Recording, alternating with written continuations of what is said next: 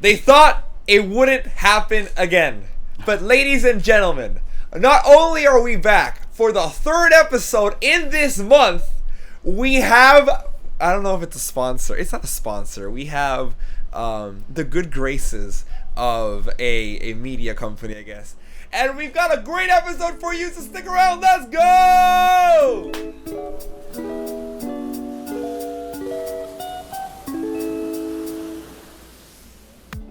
Welcome to another episode of Island Gems. Welcome. I am Jay. I am here with my best friend, my buddy, Maximum Dick Energy, Raul. Raul, how you doing? I am doing swell. How are you, my good friend? I'm doing great. I see you have completely taken over the high monk I have not aesthetic. masturbated for 2 whole months, and I am now I levitating. don't believe that. We are also here with 2 very important guests. We've got, once again, Will. Will, welcome back to the show. How you feel? Air horn, air Thank you horn. for having me. Yes, no, I feel pretty good actually. It's been a pretty good week. I feel good. Yeah, no, it's been very productive, very fun, very good energy, flirty, productive, very just more good synonyms and adjectives and words I can't speak. Beautiful. Anyway. Well, we love that for you. How does it feel to be back? The first return guest on the show. I'm the first return guest. That's right. Yeah. Really? Well. Yeah. Well, it's an honor, of course. They said it wouldn't be possible, but here you are. I can't help being this charismatic. That's really what it is. I'm this really charismatic and well-spoken and articulate. And See, people what happened This is was, like your third time here? Fifth Second time. Actually, Really? he's here replacing me since episode 2. Actually, yes, no, it's true. Actually, the last episode. it's like Jay takes off his mask and it's me the entire time. You know how Jay's been kind of better at it? It's because it's been me. It's, Actually. yeah. Okay. Now that Yeah, he's here revealed, I'm gonna suck. So Exactly. Gotcha. You're we always also in my shadow have period. We always also have a great friend. First time on the show. Yeah. He's like my little bro or my big bro. I don't know what his age is, but I love this guy with all my heart. I've talked about him before. We got Gavi here. Gavi, how are you doing today? Yeah. I'm doing particularly well, little brother. Am I not older than you are, Jay? By like a week. Oh, well, yeah, it's an honor to be here. You're surrounded by Libras. You know that, right? Yes, Libra you told gang, me this Libra Libra gang. gang. Libra gang. Yeah, So Victor, definitely. your dad. Yeah. Wait. Hang on, Rel. What are you? 100%. What are No, you? yeah, I'm No. I'm No. a Libra, No. dude. What are you? I'm What are you? Sagittarius. Not that it Okay. matters. I don't believe in that you, stuff. you by the can way. you can stay. Okay, awesome. You're allowed to stay. There is I when don't you think look at any the of us entire. will. No, I mean I do kind of. There is some merit to the full chart. It's the whole memes of it just being the one thing is bullshit though. Just I'll 'cause tell that's you like- what. I'll tell you. There is a few horoscopes that are hated. Yes.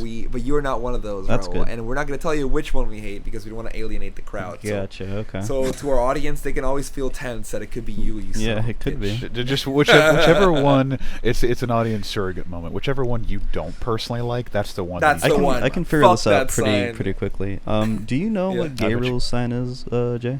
Libra? Is he Libra? Yeah. Oh, okay. Yeah, never I'm a mind. Damn. Libra, Yeah. and then a No, not Rose. Gabby, not Colonel. Gabby. I'm sorry. Yeah, Oh, Colonel. okay. The other Gabriel. Colonel's also a Libra. He's also a Libra. Okay. Seriously? Oh my god. Okay. I'm surrounded by myself, but I am the superior version, even if Will will tell you otherwise. Okay. Let's. The difference think between me and that, Jay. The difference between me and Jay is that I have a little bit of backbone because of being a moon and rising Leo. That's the thing. Jay's just a smelly, pissy Aries. Look at him. He gets all fired Oh up. man! See, all the goodwill, pun intended, you earned with my Ah. girlfriend. You just lost because she's an Aries. Oh no! See, no. Dun, She's dun, fine. dun. She's adorable. No, she's adorable. No, just to be clear, Giovanna, if you're listening to the show, you're wonderful. And also, please keep Jay in line because holy shit. But no. She can stay. It's just you that I have a bone to pick with. So take off your I see. pants. Oh no, I don't like that. Anyway, we don't need to get. When is we Joanna don't- coming back to the podcast? Joanna, well, You know who I want on the you podcast, can put actually? who's that? I'd like, well, basically all of our friends, but also, I'd like to talk to, God, what's her name? I actually forget it.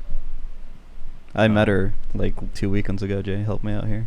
Andrea.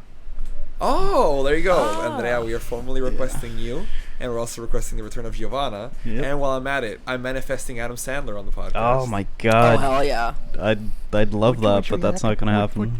Would you like a Manifested. piece of pie? No, I'm talking about Uncut Gems, Adam Sandler. Come on, no Jack. Oh, okay. Yeah, this is how I win. This is how I win. Holy shit! I'm gonna come. No, Listen, okay, so I don't know what to tell you. You guys know, but I guess speaking directly to the audience here, Please. we what was like a month ago? Was it? It was like a month ago. We or maybe a month and a half. We saw this tweet from R.Talsorian Games on Twitter, and they were looking for media representatives or whatnot, so that they could review their new Cyberpunk and Witcher stuff. And they were like, "Hey, just send us an email." And I was like, I texted Raul, and I don't know if you guys actually. I think you know this story, Will, but I don't know if you know this story, Gabby. But I texted Raul. I don't. Bro, well, there you go. And I'm like, here for the audience anyway. We have to do this. I know that we have like 2 listeners, and it's literally your mom and me. Straight up. But it's your mom and it's me making sure the audio's good, so I'm listening to it back. But we have to do this. This is so cool. It would be an amazing opportunity. What's the worst they can do? Say no, And he was like, "That's fair." So I went to shower and I'm like, start writing a draft, and Raul wrote a fucking draft. Oh, yeah. I can even read that if you guys want. Where do you have that, Raul? Oh shit! I don't think I do. Do you think you can pull up the Gmail? It has to be in Gmail, like the back and forth. But it wasn't. No, I don't think I have it. It's what? It should be on Discord. At your messages. Oh yeah. Okay, yeah. So if you want, you can read that in a sec. But we write like a little draft, and I sit down. I'm like, okay, awesome, perfect. So I just finish writing it, and I send it. And was it the next day? Oh, here it is. Here it is. Greetings. Read it out. In parenthesis, add whatever here. We are Island Gems, a Latino podcast channel based in Puerto Rico. We are requesting a review We're requesting a review copy for both Cyberpunk Red and The Witcher tabletop RPG. Our beloved staff, sure, and listeners. I mean, we have some level of stuff. I guess we. Yeah, I'm here. do. I mean, I'm basically I'm the unofficial third member. Yeah. It's fine. And actually, we are bringing in an actual official third member soon. I gotta talk to you Really? about that. Wow. Ooh. Yeah. Okay. I know you don't know that, Raul, but it's because I haven't actually told you. Okay. But What yeah, a That's wonderful fair. co-host. I just felt like we needed someone to work behind the scenes to help us bring up stuff. A Jamie. And fact check and do this. A Jamie. Okay, yeah. Jamie, Oh my pull that up. God. Yeah. Oh my God, please no. Oh. Yeah. It's I mean, it's a good happening, dude. example, but It's happening. It's We're happening. expanding. We're becoming the Joe. No, not the. It says please, have Pond Smith Chan is watching. yeah, you're right. Shit.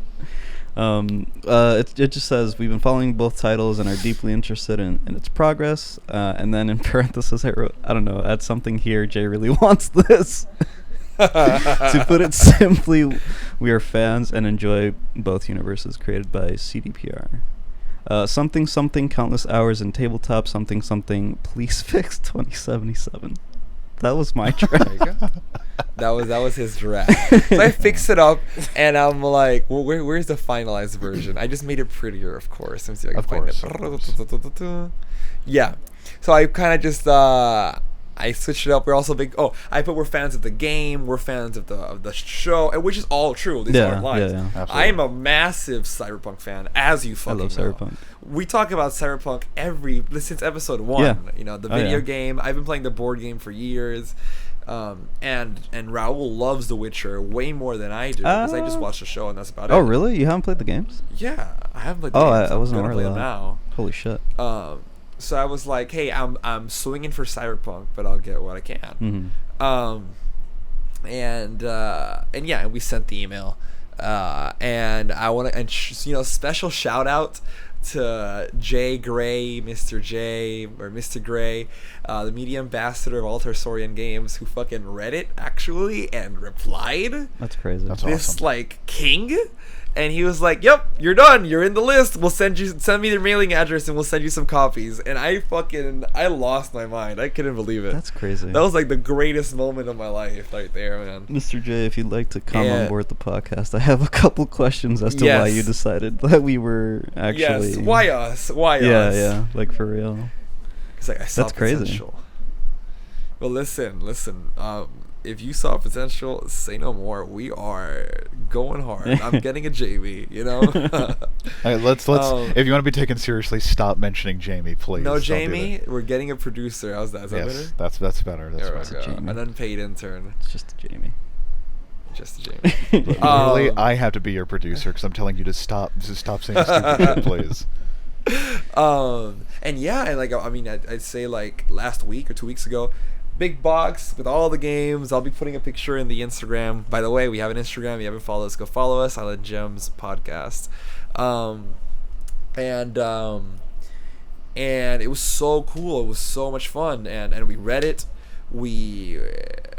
And you know, we played it. Mm-hmm. We have some clips which I'll try my best to put into this podcast. If I don't, I successfully failed or unsuccessfully attempted it. I don't know. So you're not uploading the entire.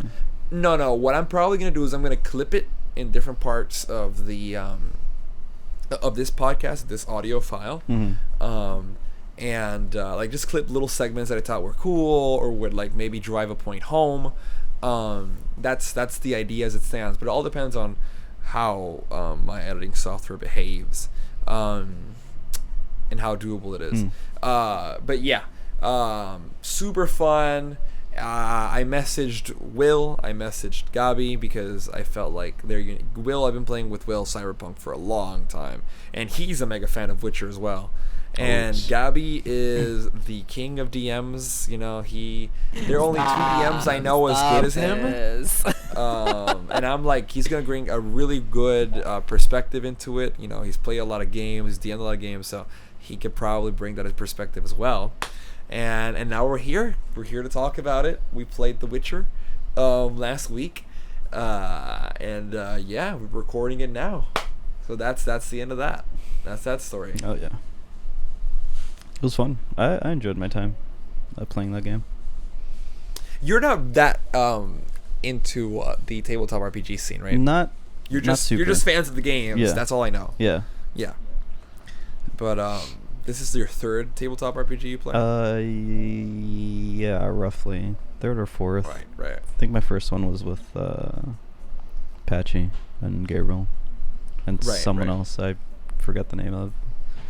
After that, I think I played that Alien one. The Alien RPG one. And actually, you know what? Good. I lied. I think my first one was with you, Jay.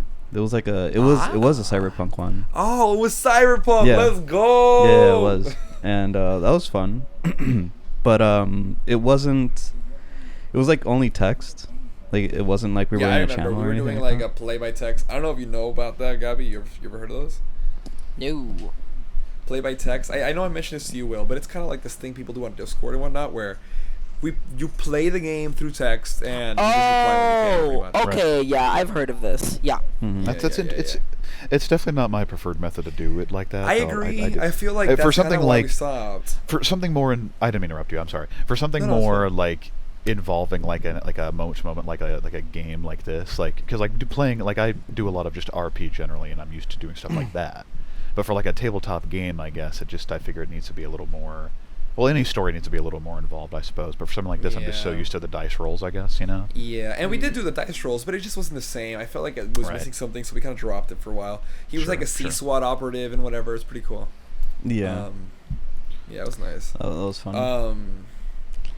But yeah, I mean, first impressions. Let's talk about that. I mean, I guess we can start with Raul. Talk to me, man. Yeah. He's I don't want to say novice, but I'm interested with Raul starting first because I really don't. Since he's the least experienced in general with this, I'm very curious to see how much fun he had. Especially, I will acknowledge a minor bias here just for the sake of posterity for the podcast, but I helped him design his character sheet. Yeah, that character was great. You know what? Let's just I think we can all agree here. Let's just break the ice. spoiler alert, the game is incredible. I think we can agree Yes. on that, right? Yes. Absolutely. Yeah. It delivered in spades. Yeah. It It pretty delivered. much. It was Truly. way better than anything I could have imagined. Yes. It was really good. Really, and I'm not Absolutely. just saying that. It really was. So Mhm. so let's just break that ice. And if I'll you save want, my we spiel could do for like we could do like a little first impressions. Mhm. We could go around. I'll go last. Okay. And then we can talk about our characters. We can talk about maybe mechanics that we like Mhm. after we talk about a character, or maybe no. We can talk about our characters, what the adventure, like cool moments of the adventure and whatever, and then we can talk about mechanics and whatnot. We can get mechanical with it. Quick spoiler alert. This is going to be for the first adventure in the Book of Tales book. So if you're listening to this and you're interested in playing the Book of Tales, like just letting you know, you can stop right now. It's incredible. Play it. We played the first adventure, which is the Underneath the Ice one, I think it's called. Incredible stuff. Probably one of my favorite games of all time, like as far as like tabletops go. So yeah, there's your review. Go play it, and then if you don't care about spoilers, you can keep listening, or you can come back after you're done. So yeah, okay. So yeah. that being said, Raul, That's me. first impressions. First impressions. I mean, I really enjoyed my time playing The Witcher tabletop. I made a character that was kind of safe for me, because I'm not experienced, right? Like I don't really play this Right. a lot, but I really like my character. He's really dumb. It's a dwarf that's like 5'5". He's like freakishly big for dwarves, and he's a bit dumb. A bit dumb. Okay. A bit. Yeah. Yeah, he's I remember dumb. you telling me. I came in and I said, "Roll, this is the question I like to ask all my players whenever I DM. It's like, what kind of character do you want to make before you worry about a class second, worry about character intent first." Yeah. And you told me in your Zen-like, mannerisms, you want him to be stupid, and I'm like, Yeah. perfect. At first, let's I think go from I there. said like, I just want to be Oonga Boonga and like smack Right, things. exactly. You said just you wanted to be Unga Bunga and Smack things, Yeah. which again, you're right. That is safe. That's really But- safe. But I feel like, especially for party composition, it's good to have a character that's more simple. And I don't want to use the word dumb, of course, for the sake of comedy, but like a more simplified character is totally fine. Like that's because it's totally fine. But also there was a lot of charm that he had Mhm. as well. I think that he brought. And to I think the everything. magic of it all was that towards the end, I feel like you kind of fell in love with him. Oh yeah. Yeah, I don't know. I'm trying to. Oh wait, hold on. Shit. I actually need to get up real quick. Go ahead. All right. While Raul gets up and poops or whatever. No, it's for pizza, right? I don't know. Oh, the pizza. Yeah, Right, he did food. order pizza. Yeah. While he gets a little pizza break, Will, why don't you tell us what you think about the game, first impression? First impression? Well, I guess not so much for a little bit of backstory, but I've been a fan of The Witcher for years now, and The Witcher has probably grown to become my favorite fictional set of fantasy books and just media just in general. Like there's just something that is so unique about it to me, and it's so familiar. Like there's so many things out in this day and age, and a lot of it's very wonderful, but there's something about The Witcher that keeps pulling me back to it, and I could say I just really enjoy the character of Geralt, the man who says he doesn't care and yet he's the most compassionate goddamn man on the planet. Maybe I just kin that, I don't know, but You're very professional up in this bitch. Welcome back. welcome back, Raul. Yeah, no. Sorry, my pizza arrived, so I had to go get. No, you're- We figured. Yeah. Is it is there enough for all of us? I don't. You can eat. I'll. I'm. It's fine. But anyway. But with the Witcher, there's something very unique about it as a property to me, where it's just like I really enjoy the character of Geralt, but really all the characters, but also just the world itself. It's the idea that it is simultaneously unique in its structure because it is both high fantasy and low fantasy. It borders almost on grimdark. It kind of has these, like, you could draw comparisons obviously to the Song of Ice and Fire novels or even the Berserk manga, much more in terms of grimdarkness, obviously. But it is also a world where true love exists, and justice exists, and destiny does exist, and you have the ability to change your circumstances in life if you're able to. It's very much like a law of equivalent exchange thing, that The Witcher is just about consequences and how those sort of things change you. Something always requires something else, I guess, basically. Right. And that obviously plays into its deconstruction and subversion of all of the fairy tales that it plays around with, of course. So in a tabletop context, it obviously provides a wonderful just excuse to just kind of go wild in a place like this. The nature of how the magic system works. Obviously the levels of magic to it, where you can have these users, but it's very distinct, and you have these mutants who thrive more so on signs, and of course the mutagens that can actively affect them, or there's almost a science fiction element or a gothic science to it of everything, which is really cool. Right. But then also you go up to the higher echelons of dealing for purely chaos magic and actual sorcerers and mages and the like.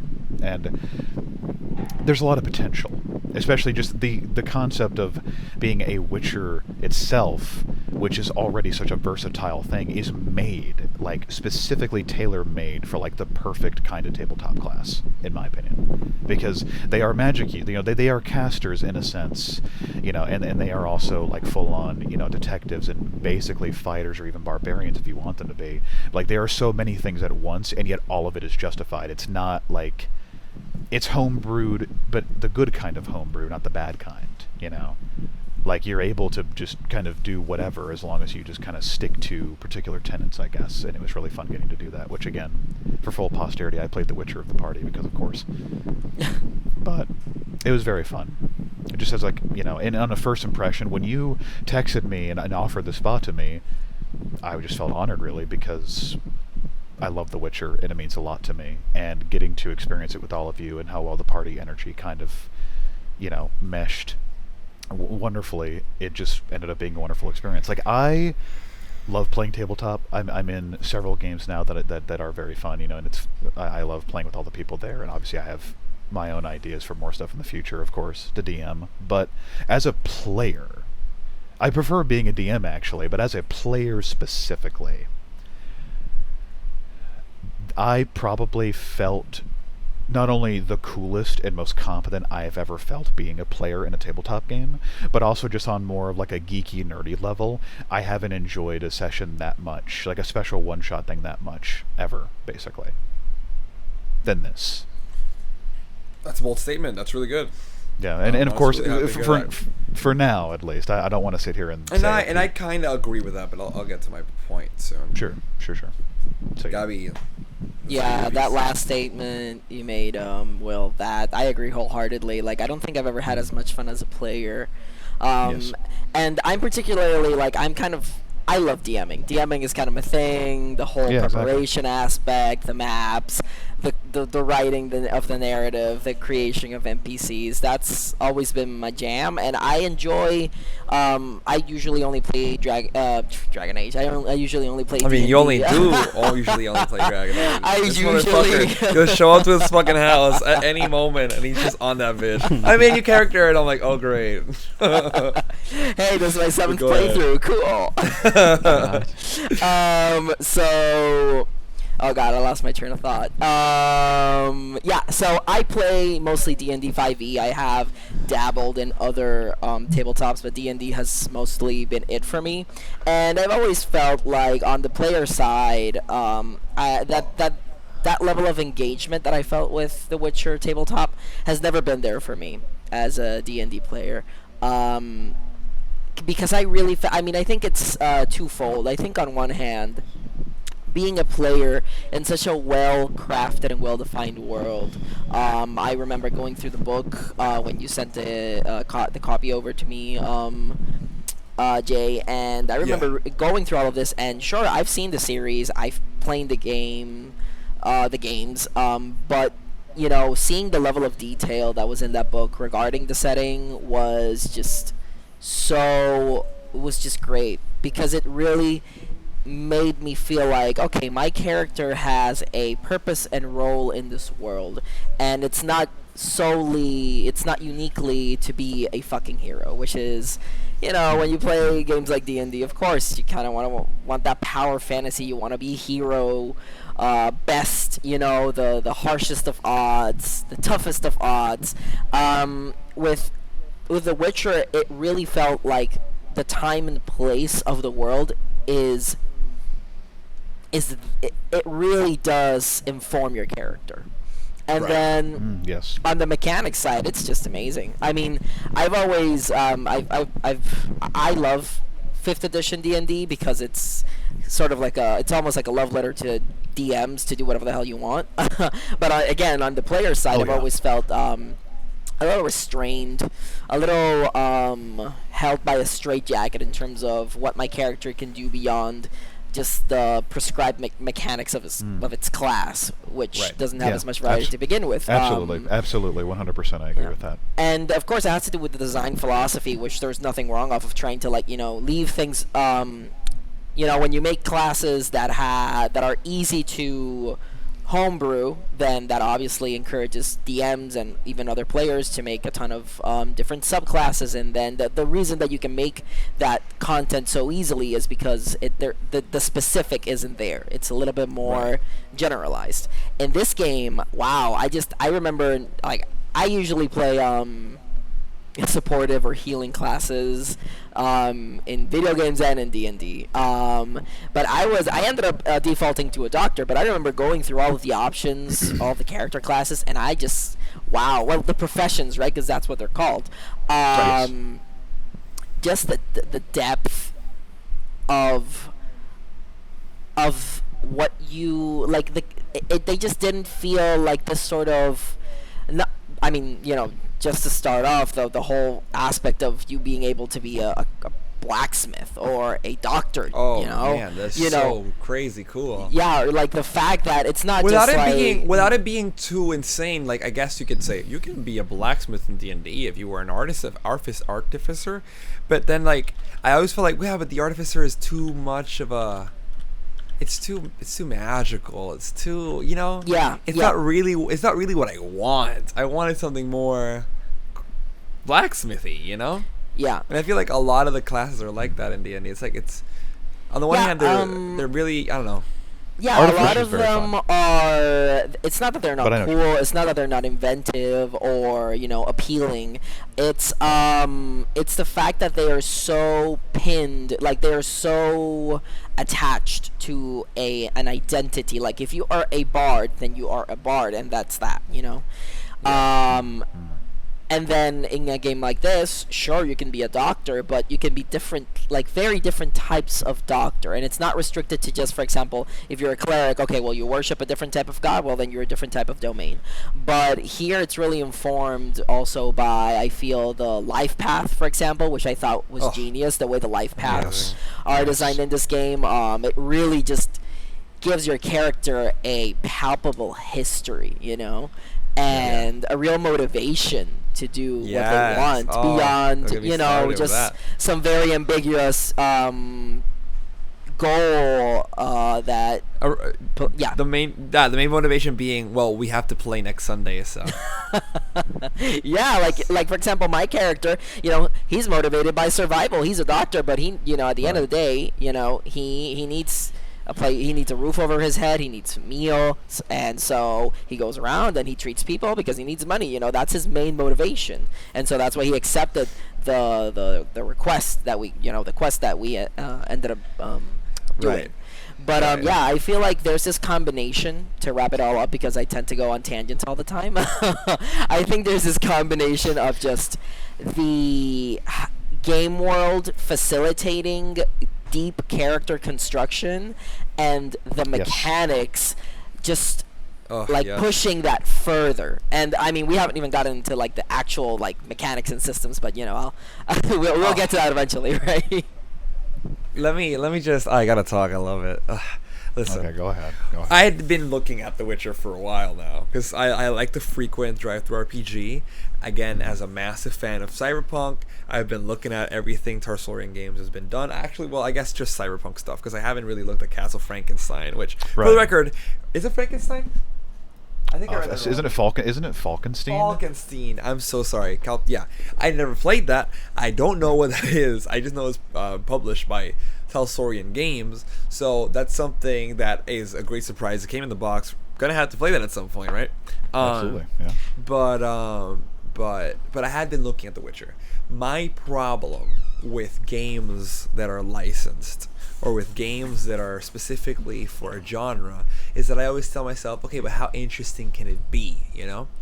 Because the thing with Cyberpunk is that Cyberpunk isn't a tabletop RPG based on a video game, you know? There's a video game, sure, but it's based on a tabletop RPG. It was tabletop with first. Years. Yeah, it has 2 versions and a half, 1,000 updates and everything. There's so many books, you know? Cyberpunk Red just recently came out. So I'm like, this is it, you know. Like I've been playing D&D for about 5 years. I've been DMing for about 2 or 3, and I had played Dungeons. And by I say D&D, I don't mean tabletops. I mean specifically Dungeons and Dragons. I've played Dungeons and Dragons for a long time, 5th edition, and I felt like I played it.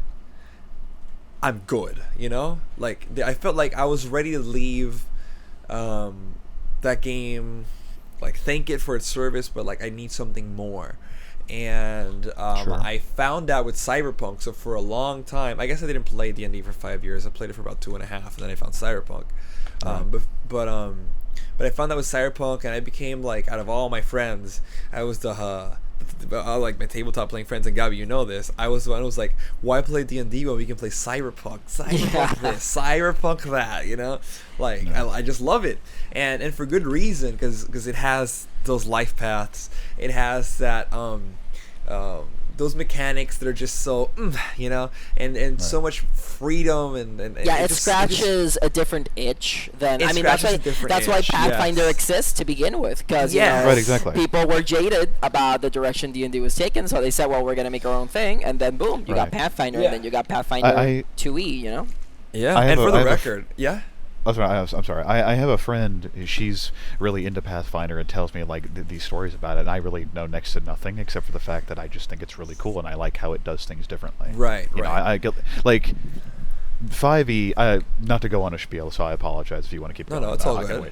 Like I enjoy D&D 5e. I do. Like it's good. I also understand. Nothing wrong with a simplified game. There's nothing wrong. I think that's amazing. It's really good to get people into it. But I feel like after a while, I want it more. I want to, because for me, it comes down largely to like just a preference for aesthetic. Of course, like Cyberpunk is my favorite version of punk, I guess, to use that kind of thing, apart from maybe retro punk perhaps. Like I'm into that kind of thing anyway, but I can't really sit here and say that I don't like the fantasy aesthetic, because I really like The Witcher, and I like Song of Ice and Fire, and I like Berserk and all this other kind of stuff. And the thing about 5e, and you brought up something really interesting there previously, is about the branding, or the fact that it's a what term did you use for it exactly? I'm blanking on it. I'm stupid. What was it?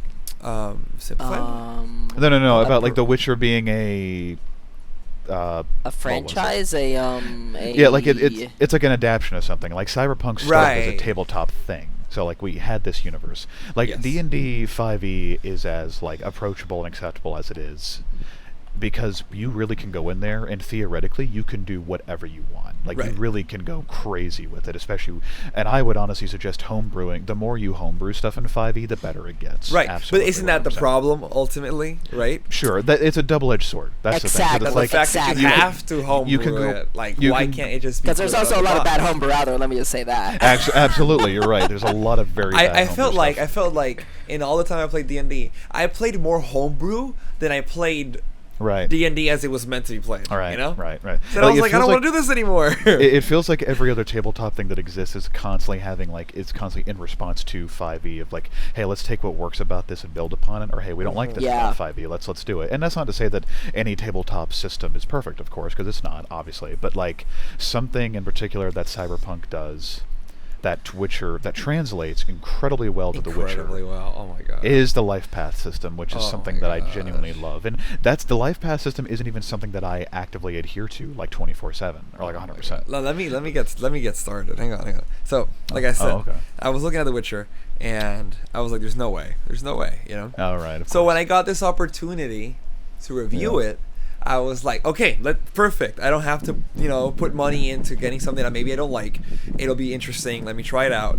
And I opened it up, I started reading, and I started realizing that this isn't just another, because I like to collect tabletop handbooks for really fucking weird shit. Like I don't know if you know this, guys.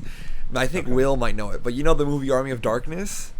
Yeah. Yes. No. I have a tabletop RPG based on the Army of Darkness God. movie. If Is you he don't sort know of Army of lagging? Darkness, Oh, no. it is a Was Sam that Jay? Raimi movie. It is the Yeah, that was Jay. third movie Okay. in the Evil Dead trilogy. Honey, you got real ugly. Sorry. So picture this. It is a horror movie, right? Yes. That turned into a comedy in the sequel, and then they drove it home even further in Army of Darkness. Right, so it's like a classic Sam Raimi campy horror movie with heavy comedy elements, and some guys in the I don't know, like 80s or some shit, because it's a really old book, just fucking made a tabletop out of it, and I'm like, Really? what? That's and I had to get amazing. it. It's super That is- crazy. That's incredible. Rain Yeah, would yeah. love, dude, Rain would love that. Oh I'll my send god. pictures. I got it around here somewhere. So I just like collecting stuff, Of course, I like to that's- just collect yeah. these really weird, out of pocket tabletop RPGs, That's a wonderful hobby. I think that's Yeah. a really cool idea. Um, Not to mention The Witcher. Like, just brief aside. Sorry, I don't mean Yeah. to interrupt. The art, like for the cover for Yeah, the that's Witcher what I book was gonna say. Is amazing. I didn't think when I opened that book and I started reading it, I was like, oh no, this isn't just another franchise or adaptation tabletop RPG. This shit means business. And then I closed it again and I saw that the cover, it said written by by Pondsmith and Pondsmith. I That's know, how that- it fucking says it. that And I got was me. like, oh shit. That Oh got shit. me. I was very that's rolls off the tongue so well. Yeah, no. But Oh my god. Yeah, man. Many thanks to Cody and Lisa Pondsmith. They both did an amazing job. with the My writing. god. So for the record again, Cody and Lisa Pondsmith are they the son and daughter of Mike or they're family with the Yes. creator of Cyberpunk. Yes, Mike and that's Pondsmith. that's such a cool passing It's of the torch insane. kind of thing. And again, I can't say this enough. Like the cyberpunk genre was largely undefined until the tabletop RPG came up. Like there was a book, and then I think maybe there were 2 books, and there was Blade Runner. And then Mike Pondsmith said, "I'm gonna make a whole universe out of this." He made it, and then boom, you know what I mean? I'm not saying that maybe cyberpunk was more influential than Blade Runner, but to ignore what that tabletop RPG did to define the genre is a complete blasphemy. Mike Pondsmith is the king. It's him and the guy who wrote that other book whose name escapes me, and this is why we need a William producer who Gibson. looks. There we go. That's just it. You can Google that. I Googled it a few days ago, and they just come up. It's just Mike Pondsmith is just the guy. He's that guy.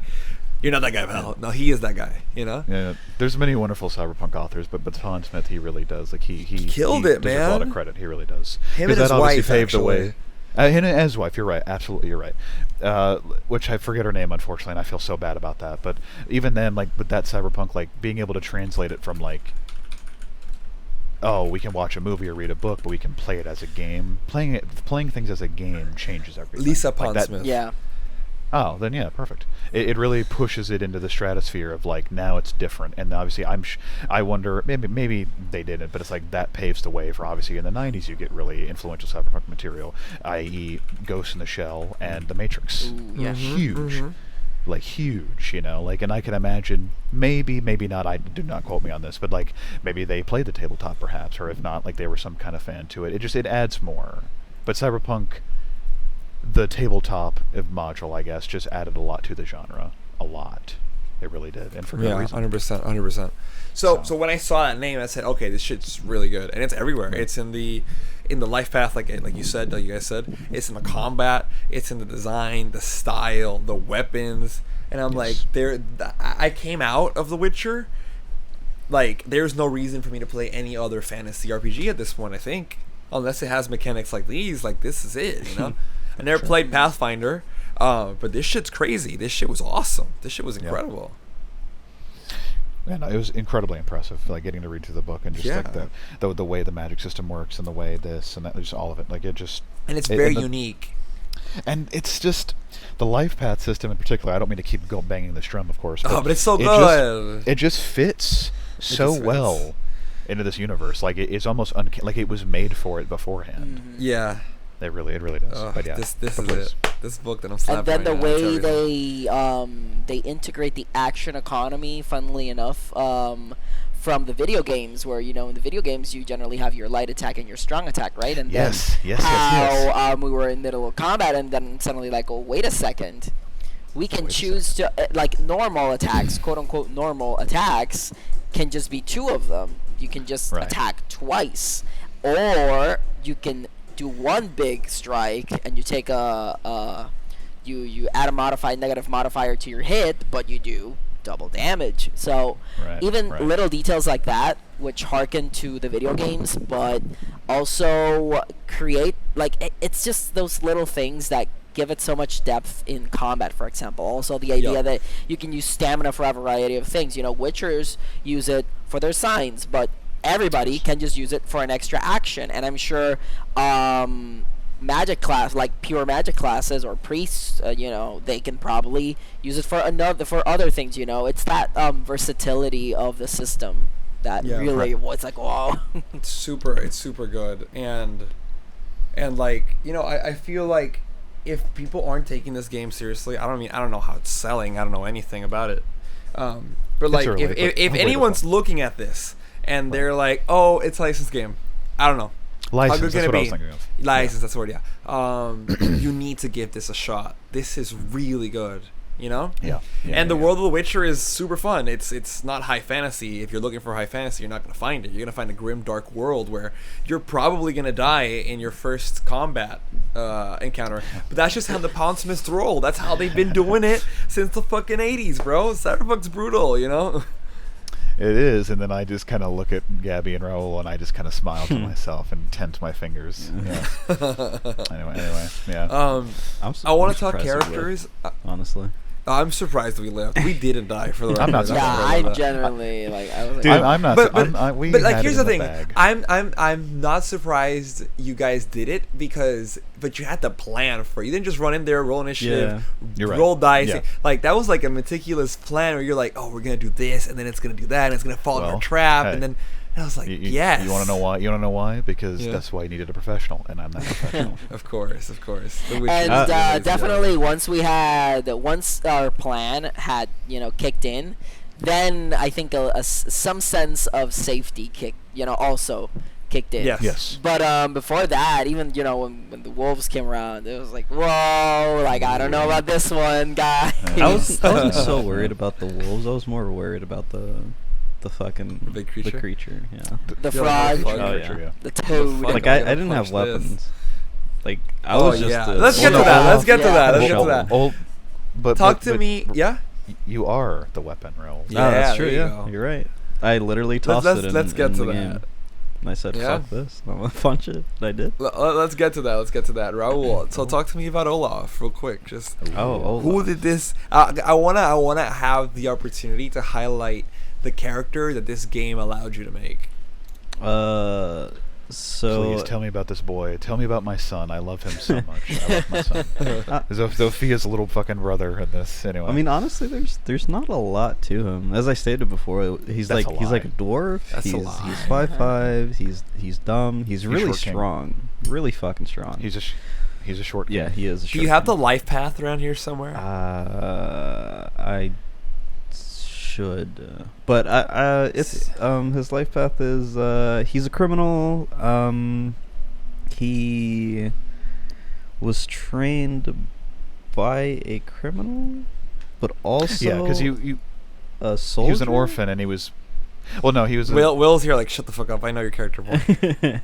No, because I'm saying I helped you. I'm trying to remember. I remember we constructed it like he was you wanted him to be an orphan from Skellige. Yeah, and yeah. that he was found by a criminal early in his youth, and he was basically raised by him. Right, yeah. Like, he has no parents, And- basically. I mean, he does. And but, I believe you made the criminal and the man-at-arms the same person. Pretty He much, yeah. was a soldier, and then he resorted to Yeah, exactly. criminality. Yeah, that's what it was. Yeah. I like He has that. goofy clothes. Okay, no, they're flamboyant. They're not goofy. Flamboyant was the word we used. Yeah. Yeah.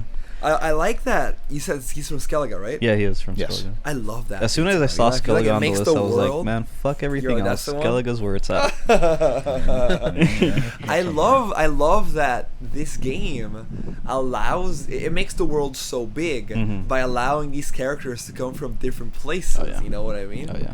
I feel like, man, I don't want to keep ragging on Dungeons and Dragons. I really don't. But I feel like there are a lot of options that come from Dungeons and Dragons. I feel like when you make sure, but when you make a character, you make the character, and then where he's from, like if you go back to his background, you just he's not from here. The end. Mhm. You know? Yeah, because And I feel that's like the power of specificity. Because 5e is so general, and because so much of what people play with 5e is not in the Forgotten Realms, and even if it were in the Forgotten Realms, there's not that much. Like, the Forgotten Right. Realms aren't specific enough to me for somebody to say, oh, I come from this village, and it's like, okay, well, I know the kind of person you might be, whereas in The Witcher, right. you're talking about a very specific world. Right. That's right. Where With, like, when you're doing the regions life and- pass, your life path, you have all these regions, and then within those regions, you could come from completely different socioeconomic backgrounds, or cultural backgrounds. So, like, for example, I love the fact that you could play an elf from from Nilfgaard. And that's insane to me, because naturally we don't see much from Nilfgaard in the games in particular, but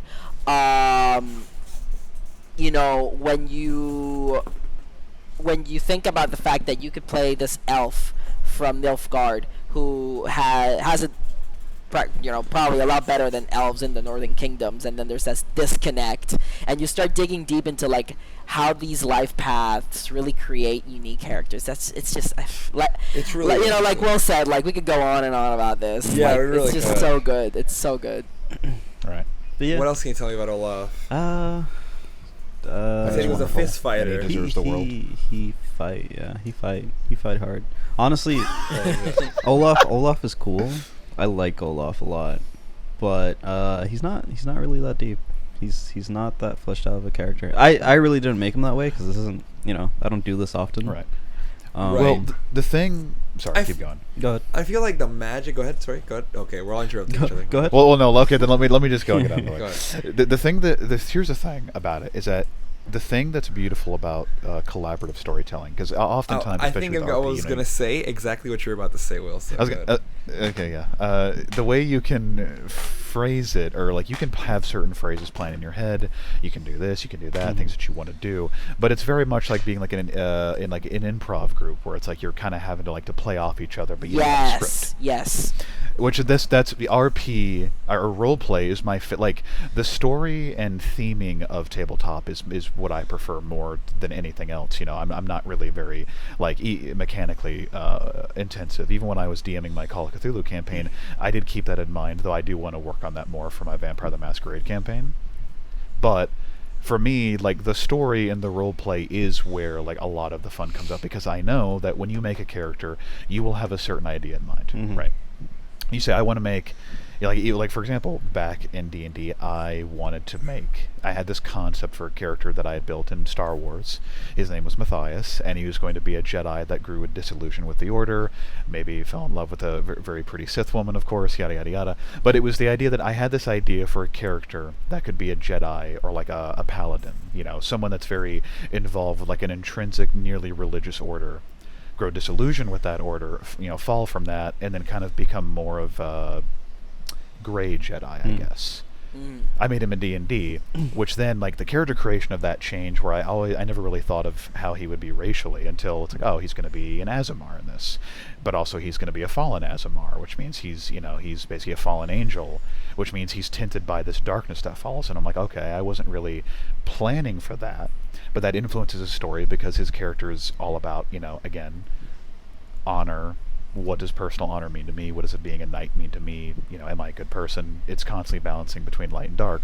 But it's the idea that as it grew, I didn't plan for him to be like really good at cooking or be a chef, but that character trait came out over the course of the campaign where he was really into cooking and like botany, for example. Completely picked up through improv, basically. And I continued that, obviously bringing him to Final Fantasy XIV and everywhere else that I put him. So with Olaf, something that you did, Raoul, that I really like, is that when Sophia, she had cast Igni to scare away the wolves when they were getting to the village in the middle of the night, you did something very purposeful where you had him throw out his hand mimicking her emotion in the same way. Yeah. And the idea that, like, I know that Olaf, what he values most is knowledge, but I really liked this idea that he was really interested in magic, and that he almost, not that he, like, reveres or idolizes Sophia, of course, though she is a wonderful big lady, but the idea that, like, he saw that and thought that was cool, and there was almost like a child, like I want to do that. I want to do that. And obviously the world of The Witcher, magic in this world is awful. It's fucking terrible, and it ruins a person. It ruins people. It actually ruins people, and it's horrible. And so it's the idea of imagining that, and Sophia knowing that, and also seeing how Olaf is now. Like, it's just this interesting dichotomy of he could theoretically try that maybe one day, if possible he could. But what would he have to sacrifice to get that? And we don't know. But that's wonderful, though. Like, I like that for Olaf, because it's like that was something that maybe you did on the spot, but that's interesting. Where it's like, okay, yeah, it adds. It adds. Instantaneously adds more personality to your character. Yeah. Yes. So honestly, great stuff. You don't have to worry about that. Dope. Yeah, excellent. I think this is a good opportunity to maybe transition to you, Will. Oh yeah, no, I didn't mean to kind of. I didn't mean to speak.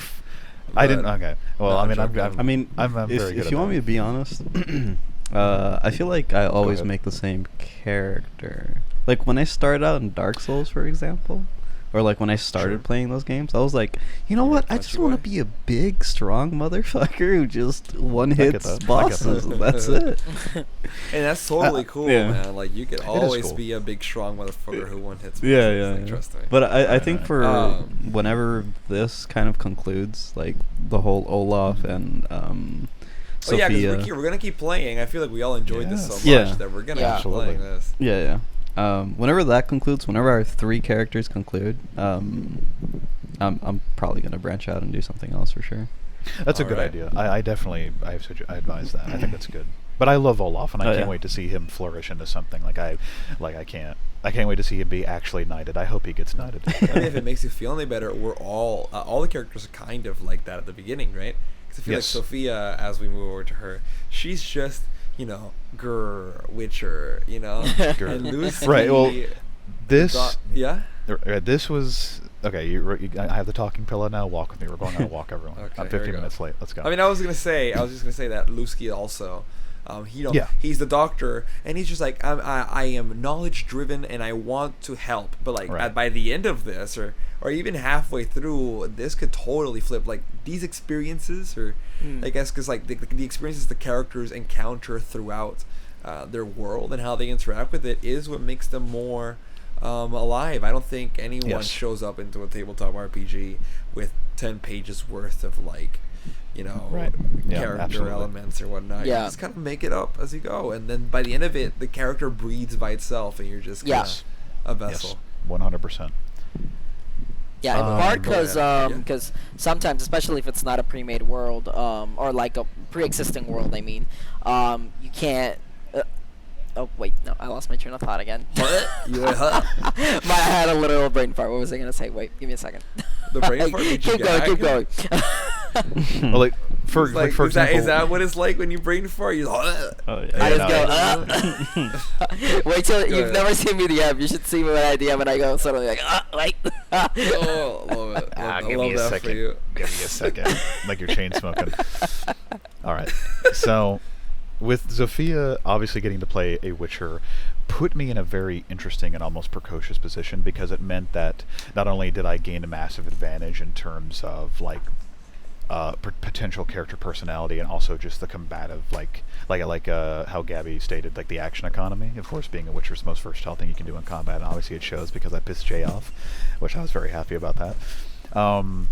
But being a Witcher is a terrible curse. Like, anyone who thinks that being a Witcher is cool, which many children, like, in universe think that it's amazing, and it's like, oh, I want to be a Witcher, and it's like, no, you don't. It's a curse, it's a burden. Like, Geralt knows that, like, there shouldn't be, like, more Witchers because of what it robs you of. It robs you of your humanity, literally.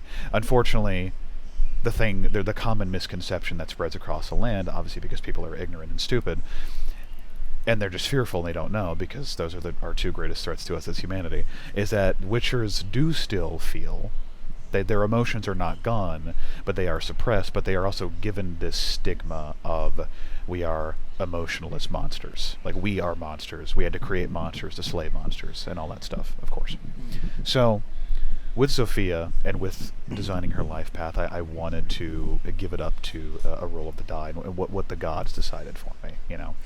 And something that I was met with very interestingly is that the thing she valued most is honor, and also her as obviously the system that Cyberpunk and also Witcher uses is the idea that you can also determine your character's outlook on other people, their most valued possession, their most valued person, etc., etc.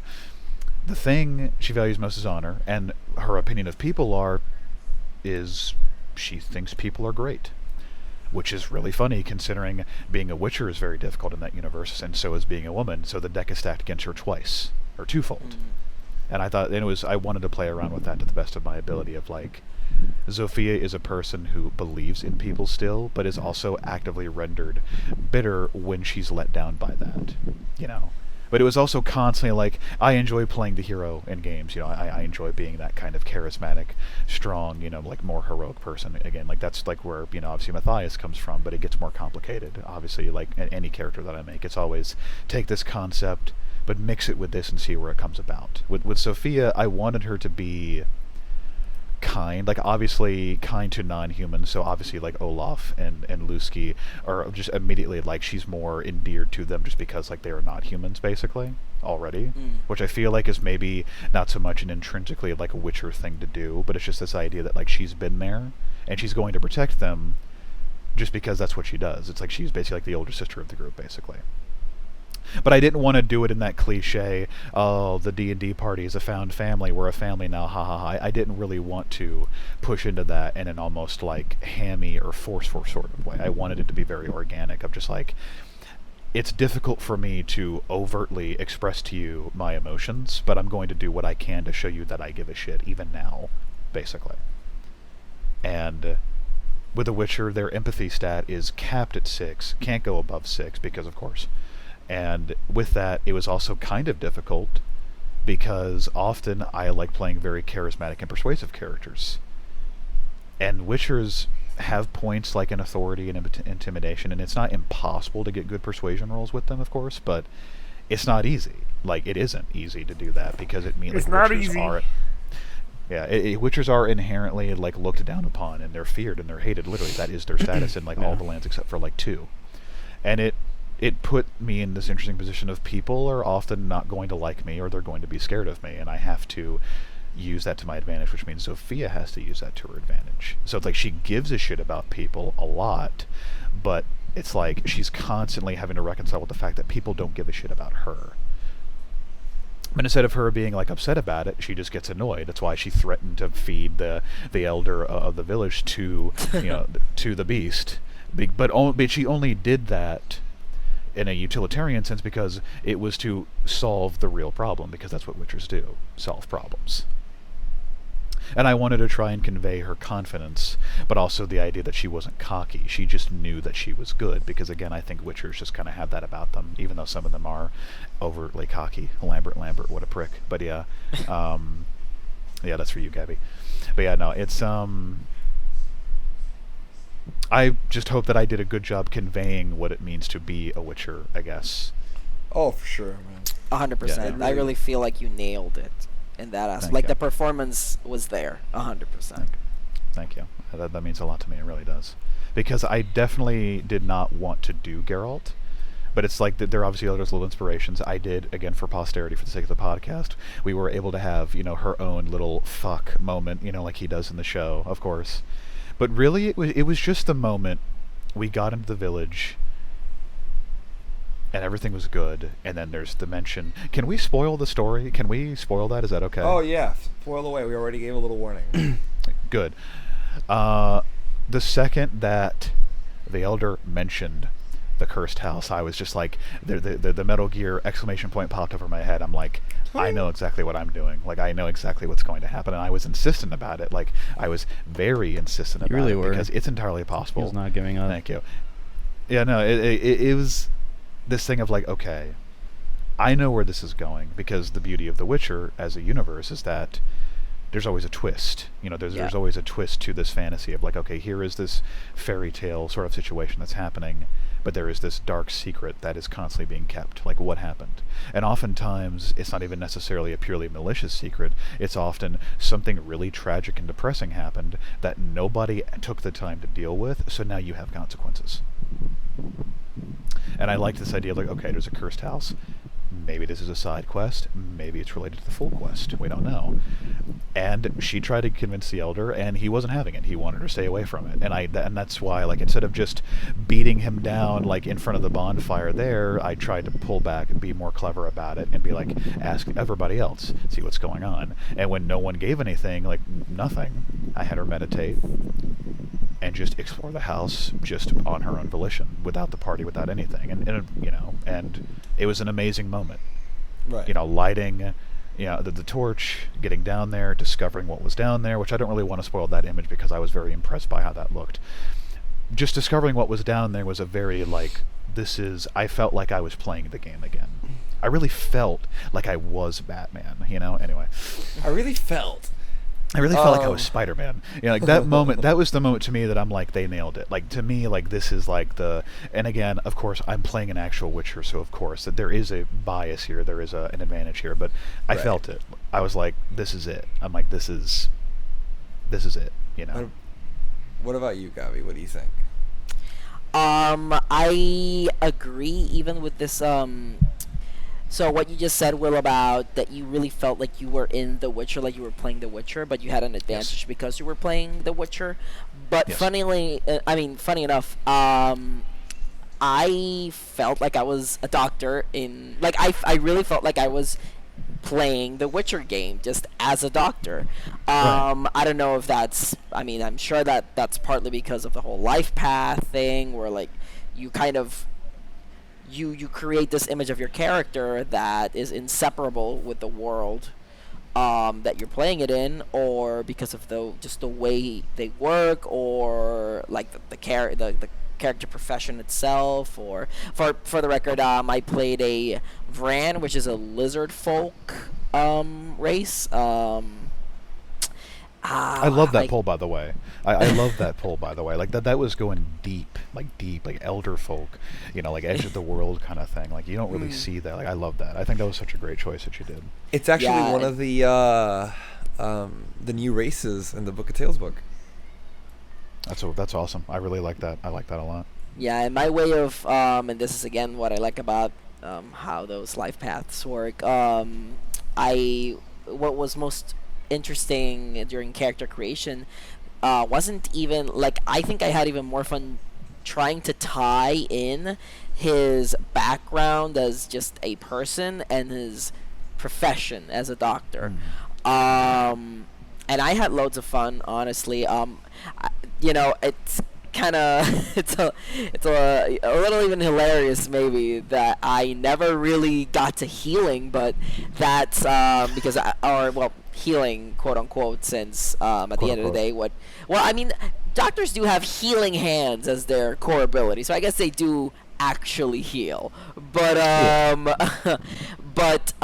really like how the doctors benefit from this mechanic of, like, the critical wounds, for example, in the game, where that never actually came into play, but I remember reading it and I was like, wow, this is really, really, like, this is much more layered than what you'd find in other tabletop games. This, because as a doctor, you really feel like, you know, I am an essential part of this group, and, you know, nobody else can really take care of critical wounds as easily as I can. So that is, you know, that's my job. And I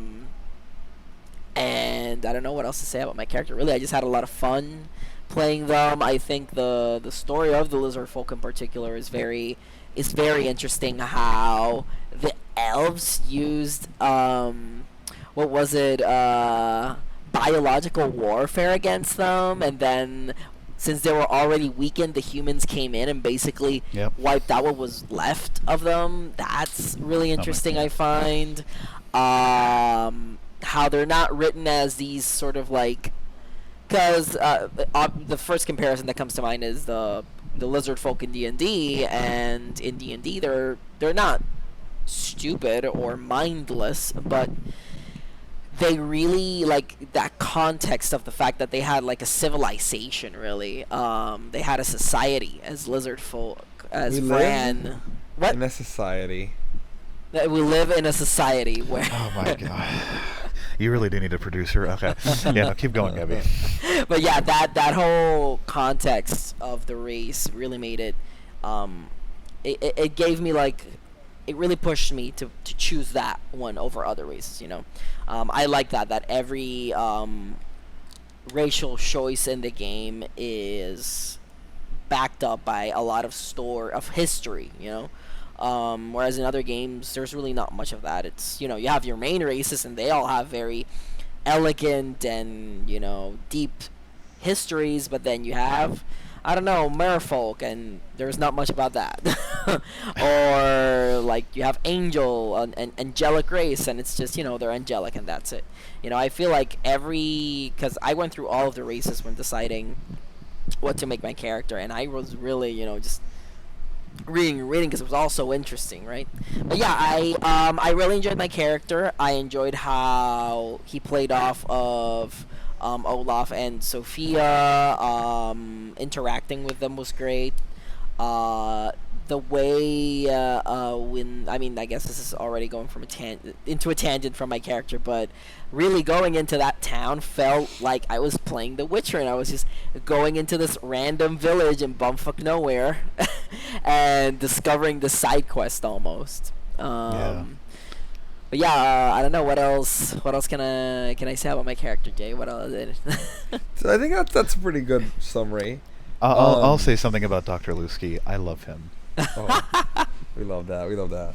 I like Lusky. I It was a little him. hard. Lusky and Olaf. Lusky, I would die for Lusky and Olaf. Like 100. Like I would. Like Sophia would protect these fucking idiots with her fucking life. It's too bad. Olaf's gonna die first, but you know. No, he's not. No, he's gonna be an he's epic not. sacrifice, dude. He's gonna say, Olaf hold the door. finally smart, and he dies. Oh Super. no. Or something. Yeah, Or no. Olaf He's strong. always thinking like, Olaf Yeah. strong. Yeah, like there's something I want to bring up. Something I don't mean to keep rambling on about the character stuff. Something I like that we all did with each other, that we kind of picked up, and we kind of like, you know, I kind of did one thing, Rel did another thing, Gabby did another thing, and I'm like, wait a minute, we're all doing something. Okay, I'll lean into this. Was how there was a lot of non-verbal communication going on in the party. Oh yeah.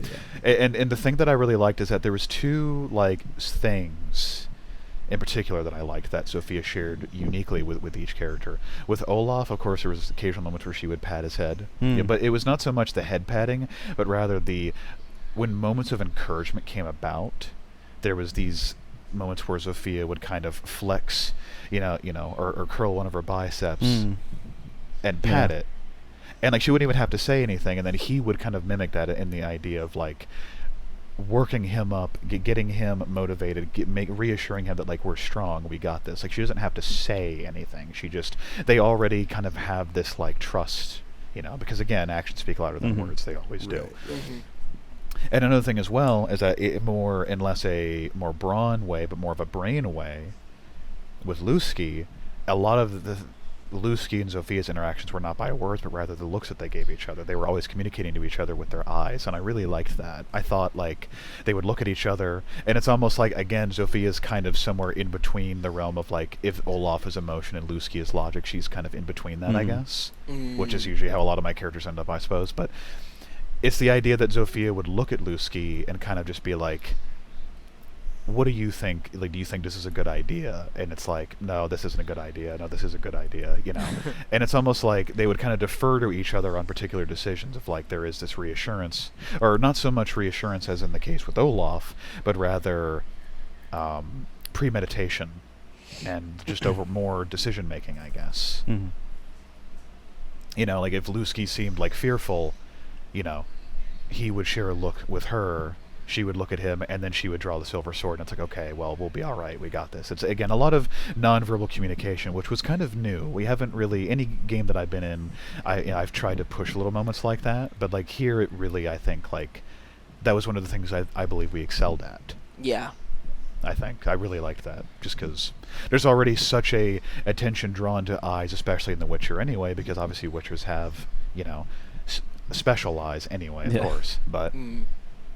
So I just wanted to bring that up because I that's basically one of the mental notes that I took in my head, because my actual notes that I took were basically Zofia, Lusky, and Olaf are best friends. And the second note was the mechanics of the world weave together Cyberpunk and 5e beautifully, allowing for versatility in, you know, character creation and where you really want to take them as far as like narrative pathing goes. And that was like it. I barely took any actual notes. All my notes are up here. Yeah, beautiful, beautiful. And I mean, that I guess that's a testament to how much fun you had. So. Yes. I mean, shit. What else were we gonna talk I bought the about? book, so. Yeah, that's right. No, for posterity. Riley, you bought the first 3 books. Yeah, I did. Yes, we stopped playing, and this guy was like, "Yo, I bought the book." So I'm like, "Yo, Hell yeah, bro. Hell yeah." Like I might as I'm well. about to buy the games actually because I just got paid. I was gonna do it today. Do it, dude. Please So, do. like, I've had playing the Witcher first 3 one again. for years. You started playing Witcher 3 again. Look at this shit, man. Well, what else were we gonna talk about? We talked about our characters. I also have my Witcher medallion in real life as a good luck charm. I just Yes. wanna- I think we gotta hit the. I think we should hit the mechanics. Mechanically speaking, Yes. like for example, we can talk about the combat. We can talk about that. I'm no expert in Um, that, but yes. you were right about the whole creativity thing coming into it. Oh, yes, 100%. I was reading at it, and it's a shame we didn't fight people in this one because. yeah, I no, can't the wait. person fighting. Oh, I can't wait. Dude. Dude, let me tell you some shit. Let me tell you some shit that got my dick. That bit. That did you hear that? That was my dick, bro. Okay, It sounded really. It sounded light, so I don't know. It sounds kind of small to me. Damn, really is to me. So the combat was, and I was telling this to Gabby. Cyberpunk is deadly, right? But the way Cyberpunk works is that everyone understands that when guns are drawn, it's over. You know, drawing a gun in like Totentas or fucking. I mean, you wouldn't dare draw a gun in the afterlife, but I'm gonna say Totentas. Yeah. Drawing a gun there is kind of like it's not something you want to do unless you're gonna use it. You know. And if you're gonna use your gun, you better be ready to catch some bullets yourself, you know. And you're probably going to die. It's a coin flip away from death, right? That's like a bar fight sort of situation where you just pull out a gun and no ambushes, no nothing. Shootouts are like that in Cyberpunk. It could go sideways immediately. No amount of body armor, no amount of expensive weapons or planning could really stop a stray bullet from taking you out. And I think they capture that beautifully. The problem with Cyberpunk is that when the bullets start flying and you get hit, right? If Cyberpunk combat is always to the death. That's the problem. Well, because when you get hit, let's say you get hit in the arm or in the chest or in the stomach, and you're good, there's no reason to rout. You just gotta keep shooting. You got hit and you're good, then two things happen. Either the adrenaline was too high and it doesn't matter, right? You pass your shock save pretty much, or you're gonna die anyways, so just keep shooting and make sure he goes down with you. There's no reason for you to stop shooting after catching a bullet. That's just how it is, you know. It's you or me at that point once the guns are drawn. But in Witcher, interestingly enough, the game kind of lends itself so that one good sword strike to a specific limb can end the fight in the other guy being like, you know what, I give up. I value my life too much. Because and maybe this is a narrative sort of situation, right? Right. The nature of sword fighting or like physical combat, it's so gruesome and bloody. It's not like a bullet going through your abdomen and instantly cauterizing the wound. So like there's not a massive splash of blood, or like, yeah, you're bleeding out, but like it tends to be cleaner unless the exit wound is a mess. That's what I'm trying to say, you know? But like taking a sword to the fucking like ribs or something, and then it opens you up, and now you can see your insides, and you're screaming bloody murder, and you take your damage point, and you've been critically wounded, so now you have a permanent damage to your body which can never be healed, for the record. It always carries negative impact, like negative penalties to your attributes, even if you're healed. So you're all fucked up, you know. Like you can make it better, but there's like your character will now always have a limp, or there's always something like that. The book has it right there, you know. I was gonna say, can I interject with something? Yeah. I love that. It's insane. That is something. That's insane. That also seems like a nice reference. Yeah. To something that happens to Geralt in the actual well, there books. You go. Look at that. Because he gets injured in a particular way where I believe he shatters, in I think it's the second book or the third book, I believe he shatters a bone in combat, and that he gets it fixed afterwards, but from then on he always is perpetually like in a state of like a dull pain there, right? And it affects his fighting style. That's it. That's literally what the book translates. So then it becomes like the situation where if you're fighting and you take a hit and you're good, do you really want to keep fighting right now? Like, you got lucky. That sword did not kill you. Do you want to just drop the sword and figure it out? So as I was reading it, I'm like, you know what? I feel like combat in this game could lead to like my players taking down NPCs but not actually finishing them off. You know, maybe they kill one, or they hurt one, or they hurt a few, and they're like, you know what, fuck this, my life is too valuable, what do you want from me? Money, information, just let me go, you know? And I feel like that's pretty cool, because it adds this, not only this value to life, right? Which is an aspect which is interesting when you consider that NPCs are like enemy mobs are usually disposable people that, you know, you just dump into the nearest, I don't know, fucking garbage disposal because you go through so many of them, right? Here it's like really heavy, and there is a reason, like after getting them seriously wounded once, whether it's a light wound or a critical wound, they're probably just gonna want to bail out. I feel like that just makes combat really gruesome in an interesting way, you know? Right. I can see how compared to Cyberpunk it would, because I mean a bullet's a bullet, you know.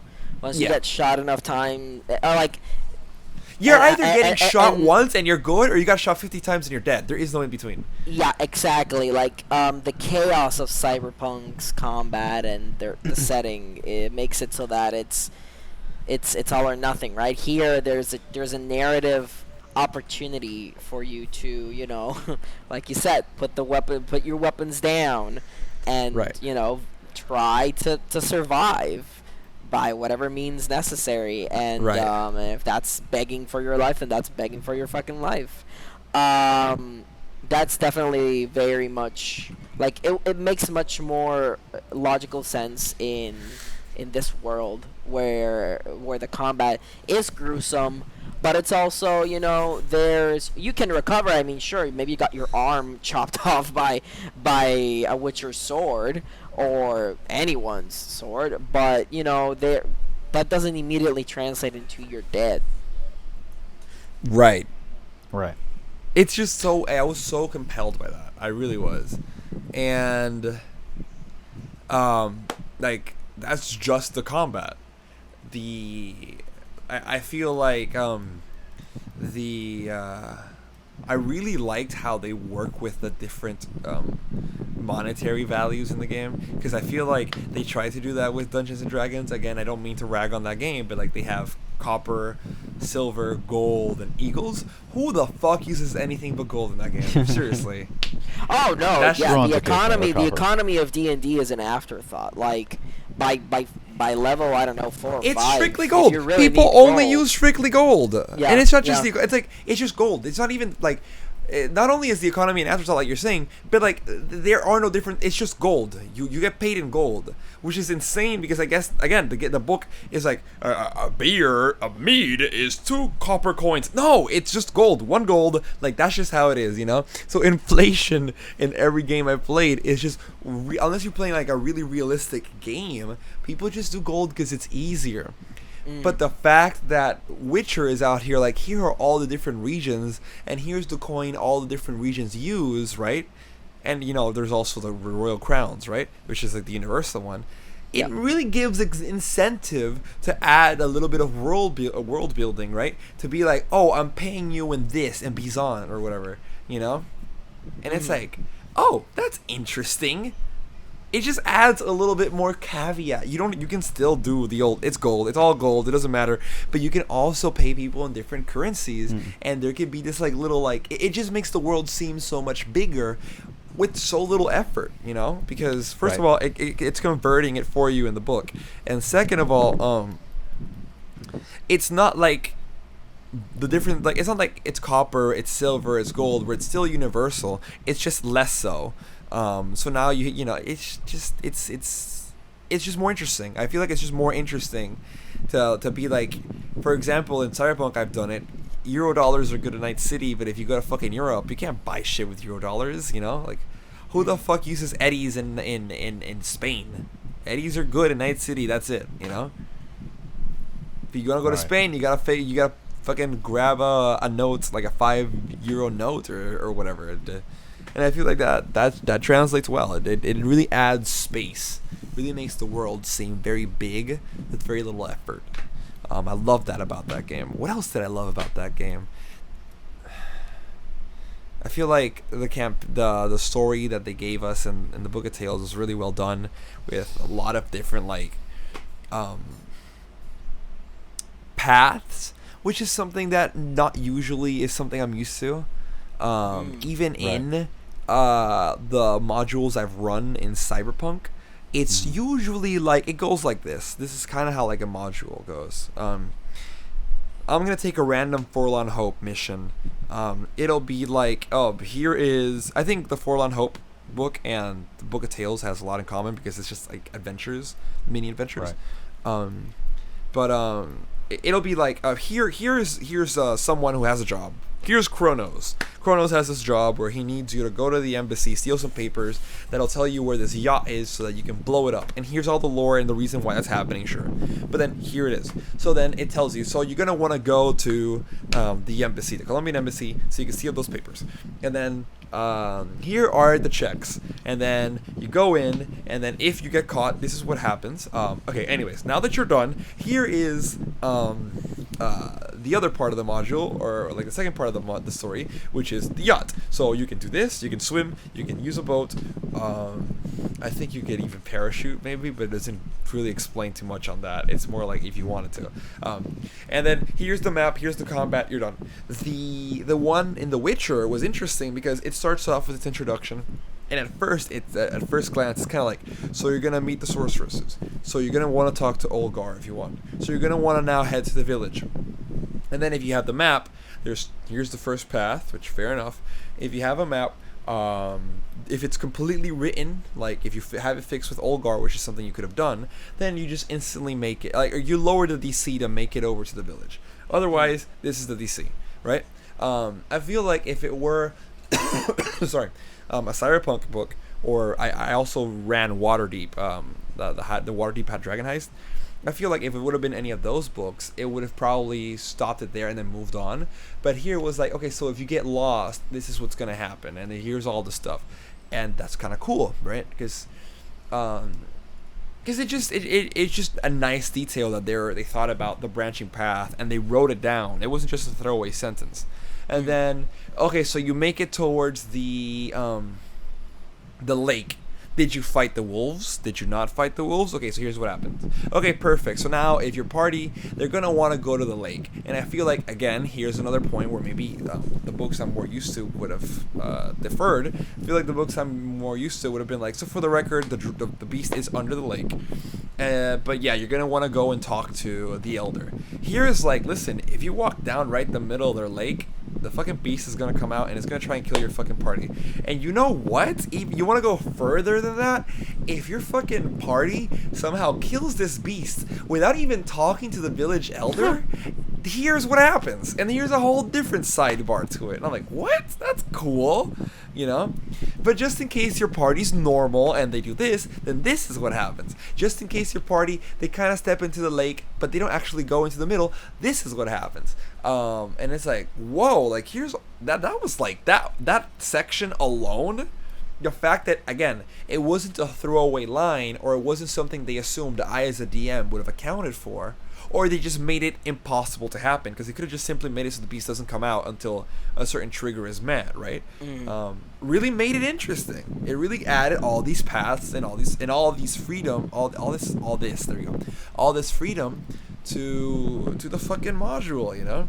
So then you're meeting Olgar, and you can go to the house, which is probably what most people do, and then at that point, you know, you can you go fight the beast, and then it goes on again.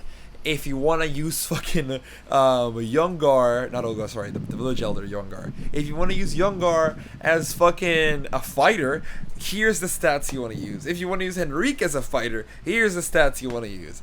If you confront Henrique's daughter, if you confront Youngar, or if you confront Henrique on the accusations that something happened in that house, here's different things that happen.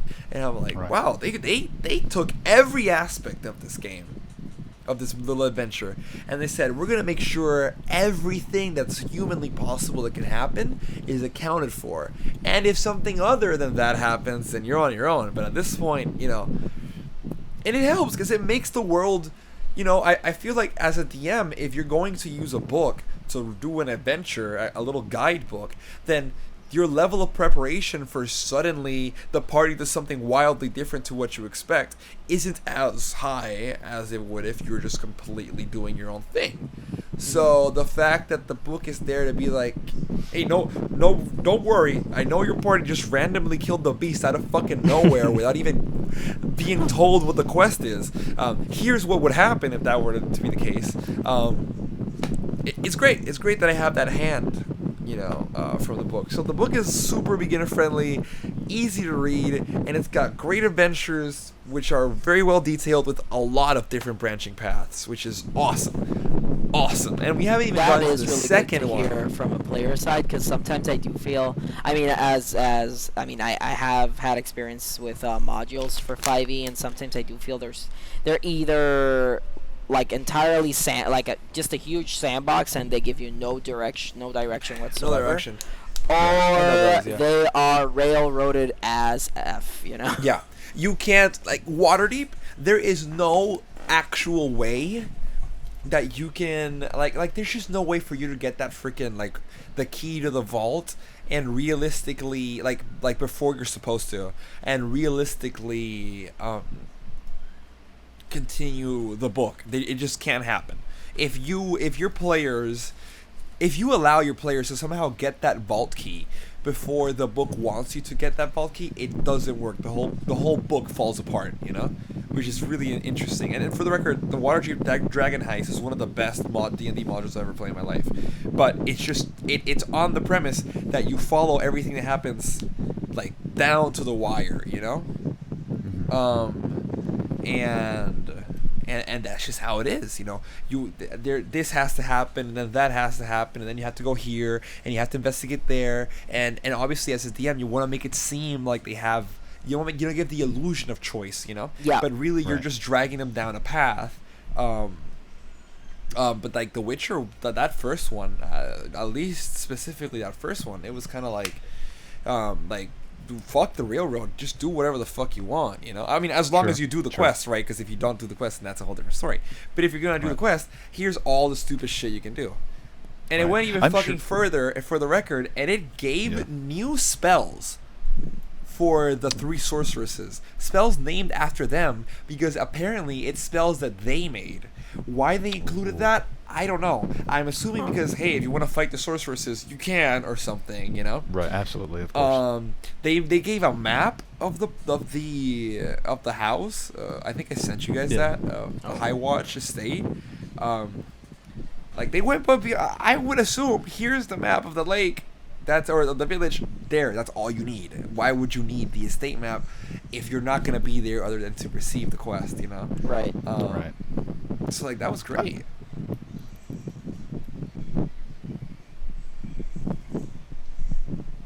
You know, it was absolutely. I imagine there might have been, like maybe a secret or two, perhaps in that estate. Maybe it's possible. Maybe not. Put me on the I don't fire know. here. There I think wasn't? you're supposed to just get the quest and go, really. Yeah. Okay. But I it's imagine, there. but again, there is this like it does allow for a bit of creativity as well. Like you could add on to it, I imagine. Because I will say, like, I mean, the book this is the encouraged first, me to let you guys fuck around for an hour in game and that. right? Because estate. I will say probably.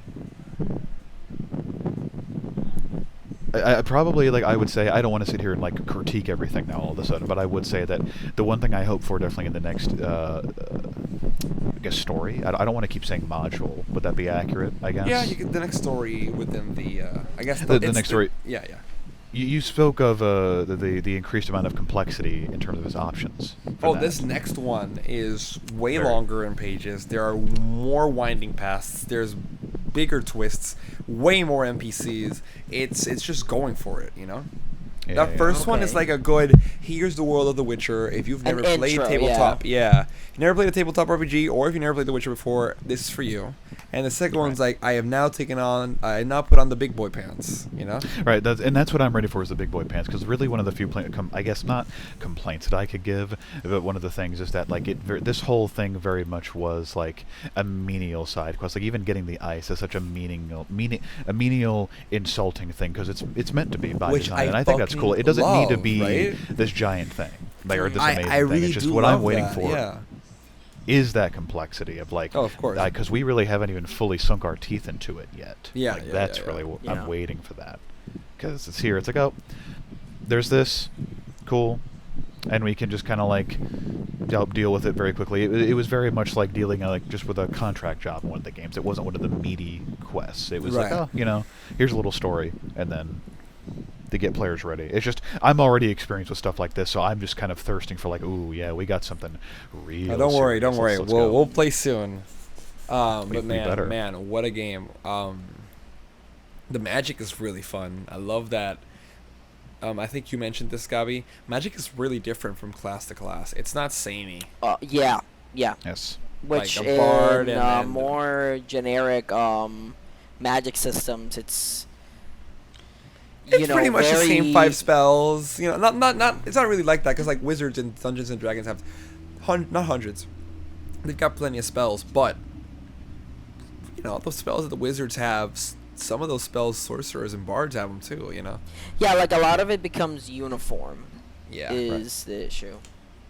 Suddenly everyone has detect magic because it's just OP. Everyone Right. has dancing lights or fireball, and it's like, okay. Yeah, that's balance, which is a whole nother, problem too. Oh no, of course, but like how many parties have you been on where you're like, I'm gonna take detect magic because it's going to allow my character to be more sophisticated and intuitive, and I can be a little bit more. Everyone has detect magic suddenly. When it's like, can I use detect magic? It's like, oh, I have detect magic too because everyone took it because Right. everyone had it in their same. The bard and the Right. sorcerer and the wizard or whatever, they all Yeah. had it in their cantrips, so they just took it. So now you're not special. You're not the special one you're not the only character in the world or in your party who can do detect magic, which makes you needed and it makes you important. You can die and we can still detect magic. We're good. Yeah. You know? Whereas like here, like if a Witcher dies, that's bad. If you fucked up, Yeah. like if the you might as well doctor just stop dies, playing who the the game. fuck? Can you It's imagine true. if Lusky would have died and or like not have been around and one of you had a Impossible. serious injury? Where are you gonna go? Yeah. To the village elder? Yeah. To the sorceresses? No, you're fucked. Exactly.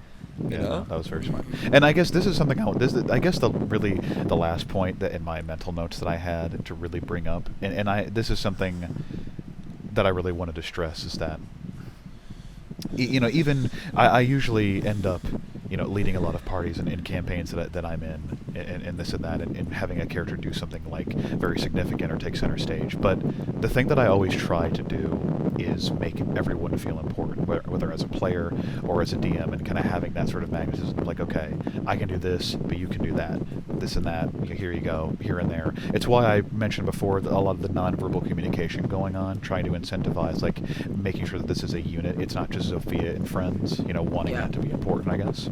And the thing that I really like is that even though, like, Zofia, like, is a witcher and is obviously kind of walking around doing work, and obviously she's doing, she putting all these pieces together to solve this problem, it's the idea that, like, everybody here is important, and I want to reflect that in any campaign that I'm in.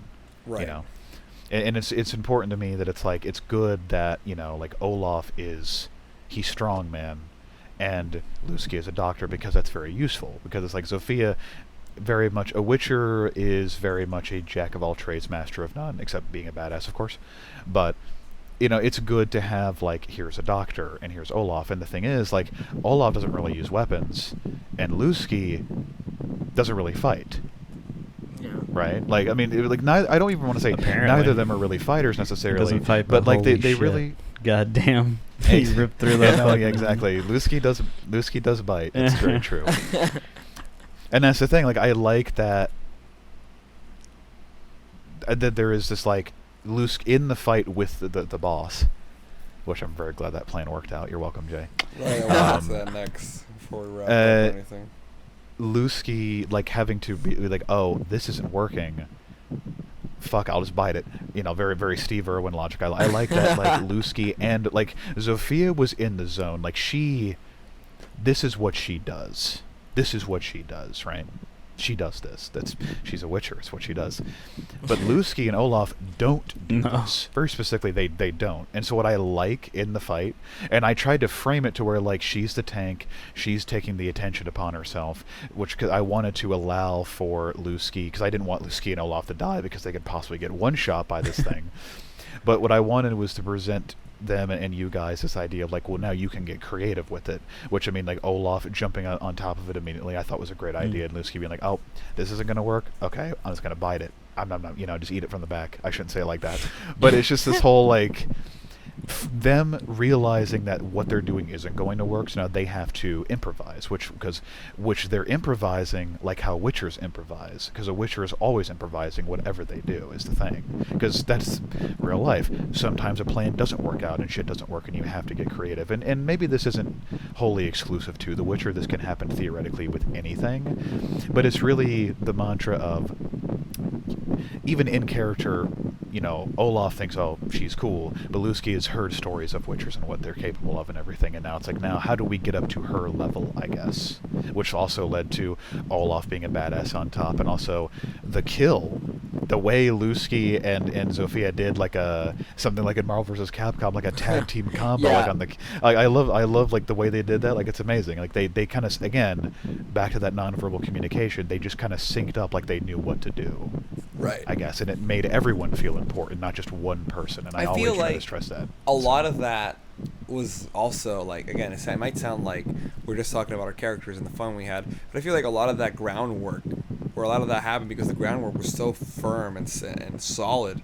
I mean, because the whole reason the fight became something so engaging, and not just, I'm going to roll dice and I'm going to measure my amount with your AC, and then I'm going to roll more dice so that I can subtract from your health, is because you had to see, it was not only such a life-threatening fight, but the game encourages you in a lot of very subliminal ways to plan and think, and that's what you guys did. You set up a trap, you brought the creature in with the knowledge you had about the creature, which, for the record, I think is super cool, that you can sit there and be like, I know how this creature works, I'm going to exploit it.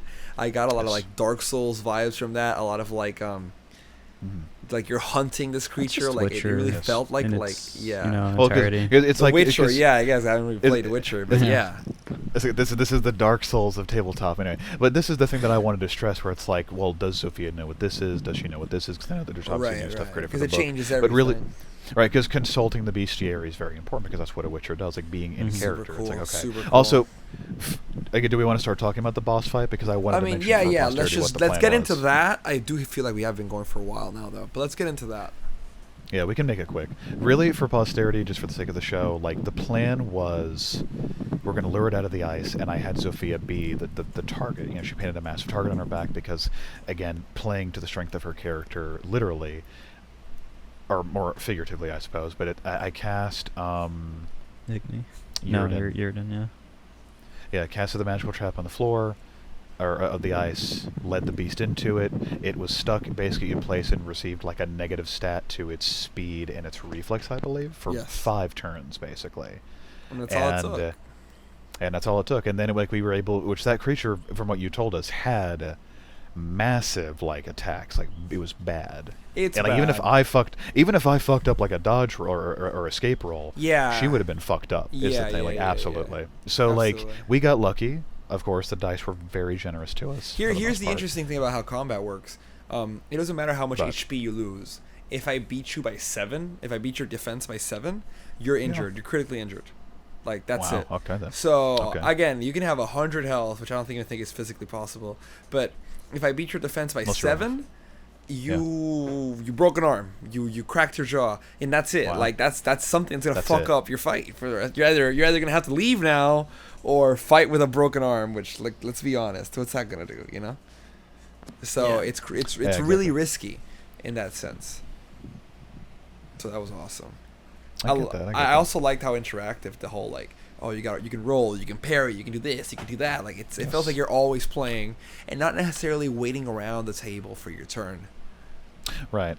And I got to do some very cool moves. You know, I got to do attacks that worked, obviously, with the Silver Sword, which I liked that it got that extra 3d6 damage. Of course.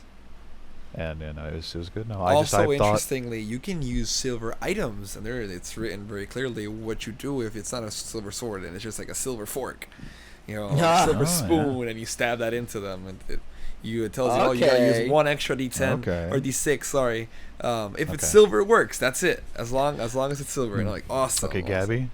Gabby, I need Lusky to specifically start, like. Yeah, Lusky needs silver cutlery now, and we have Olaf steal all of that and give it to Lusky. So now it's like, when we're in fighting, it's just like, oh, hey, look, it's a monster. Pulls out a fork and knife. I mean, lizard folk, you know, they eat meat anyway. You know. Maybe I can sprinkle some like powdered silver on my fangs and. Ooh, looks like meat's back on the menu, boys. Oh, another thing too. Which I guess this is just kind of it for the boss fight, I guess. But like, another thing that I felt was interesting was just the introduction of, like, or just the element of the warg and the rest of the wolves surrounding it, and how, like, we weren't really able to fully deal with that problem, and yet I still tried to find a way narratively to kind of wrap that thread up in a satisfactory manner by like, hey, we killed this massive creature. Zophia's just going to take hunks of its meat out to the woods and just feed these wolves to keep them away from the village for like a winter, basically, because there's so much food here. And I wanted to kind of like, it's another piece of character building, is that she said something to the little girl, Hilda, at the village, you know, which we don't know what she said, but it's one of those little montage moments, and she fed all those wolves so that they would leave the village alone, and it was kind of like making peace with everybody, which again, it's Witcher solving problems. So because I didn't want us to be like, yeah, we're heroes, we leave, and we're all just leaving. Cut to, in the background, literally the wolves are walking up like, oh yeah, because those people can looks like meat's back on the menu, boys. Yeah, exactly. I'm like, no, we need to do something about these wolves, and I don't really want us to sit through another combat encounter. So it's like, hey, just eat the frog. You're French. Eat it. Yeah. I think that the game is great. I think that absolutely. If you are into tabletops, you have to play it. Like, you have to give it a chance at least. Yeah. Absolutely. So much fun. And if you want to, like, if you want something really cool adventures, you can just grab the Book of Tales book. There's like 4 books, by the way. Like, we've barely scratched the surface when it comes to the Witcher content. But, like, grab the Book of Tales book. It's got some awesome like mini stories in it. It's got like 6, I think, plus some three new classes, plus new items, like, you know, like the works.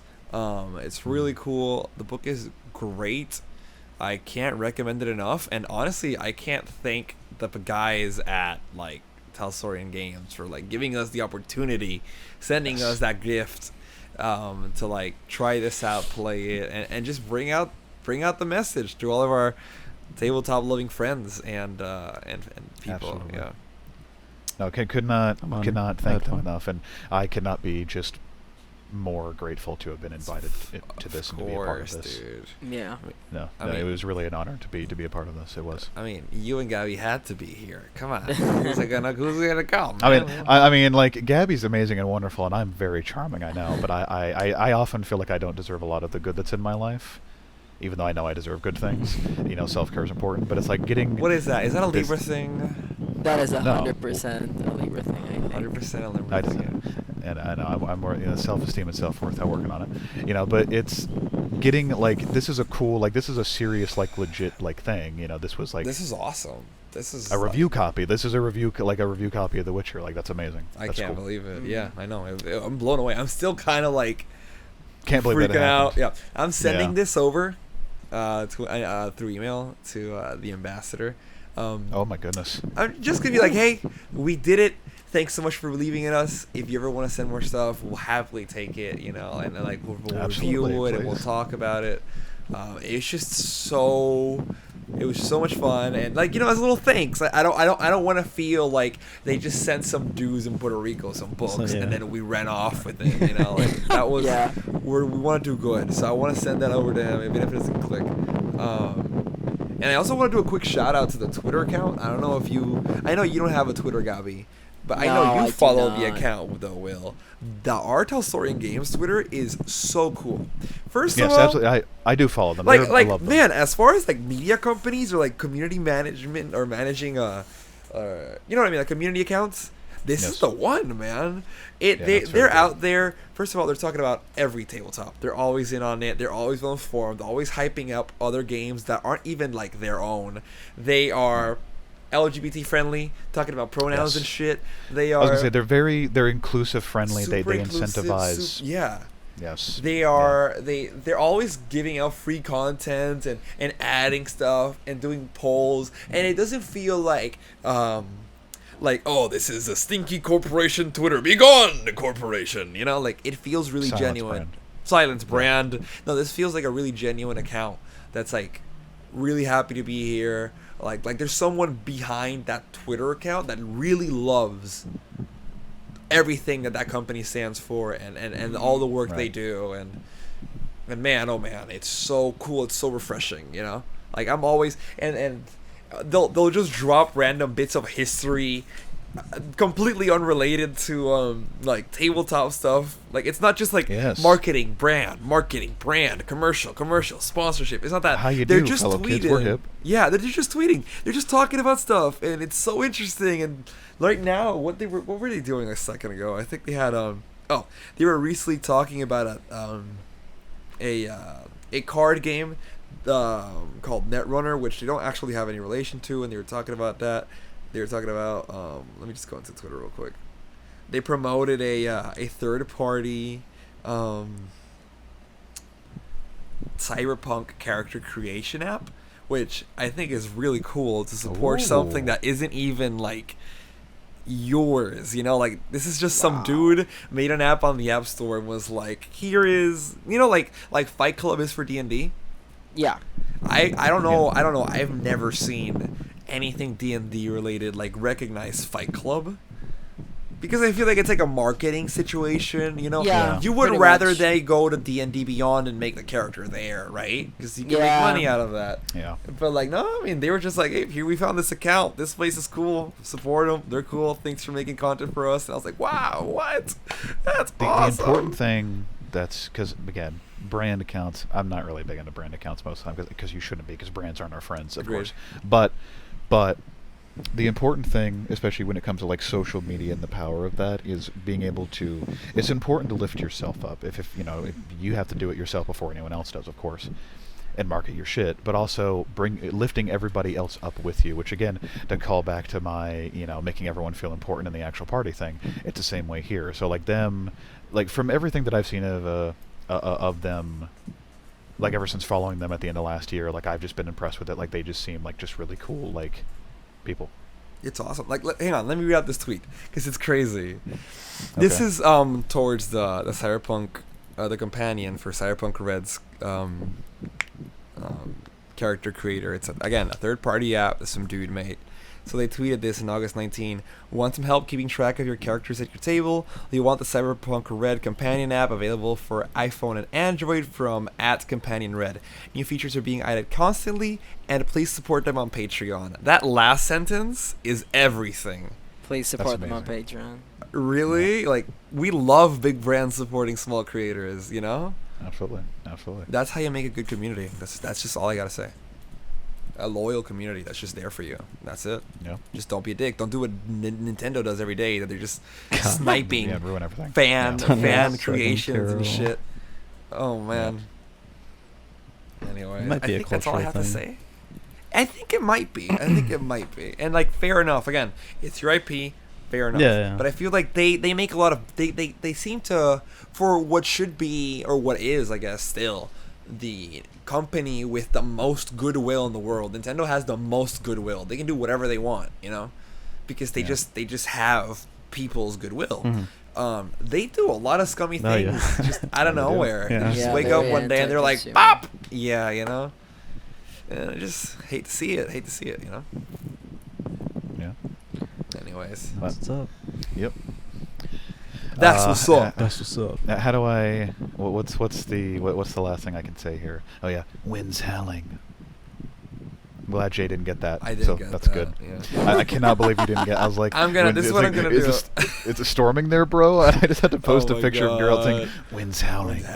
I'm gonna play the games, all three of them, and I'll be back Yes. next episode to talk about it.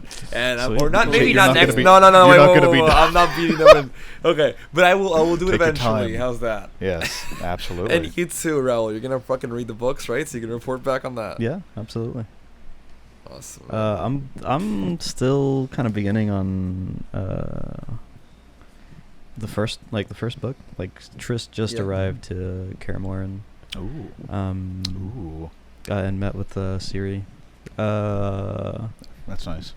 But yeah, I can't wait to go through Love all of it. Honestly, Love that for you. there's a lot of big words in there. Yeah. Not big words. There's a lot of words He's I'm like, not familiar with. The Olaf. Olaf he's is like, coming oh in. man. Yeah, they're not big He's words. like, man, after that trivia game show, I'm just sweating, bro. Yeah.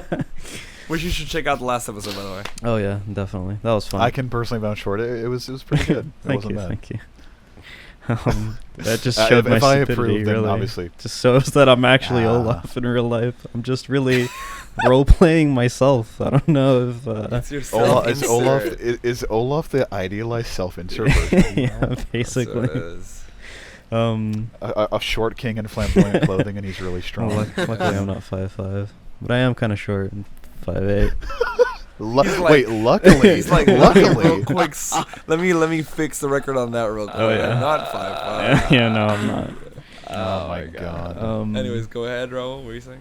No, it's not big words. It's just words that I'm not familiar with. They're not in my vocabulary, like in my everyday use, because it's it's a fantasy setting, so there's a lot of like Right.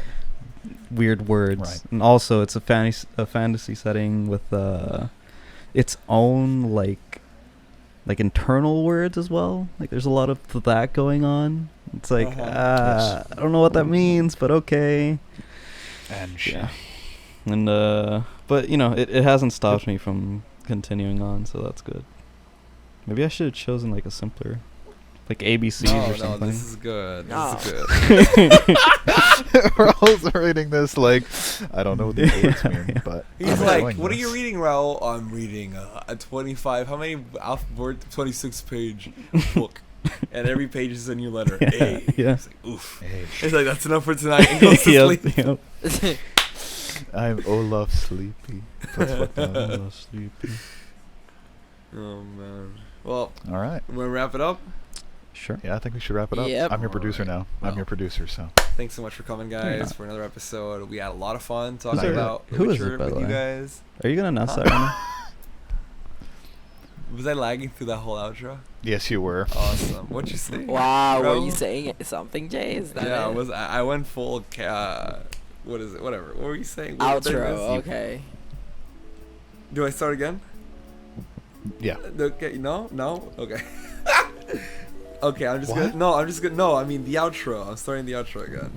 Okay. I'm just. Shut the fuck up.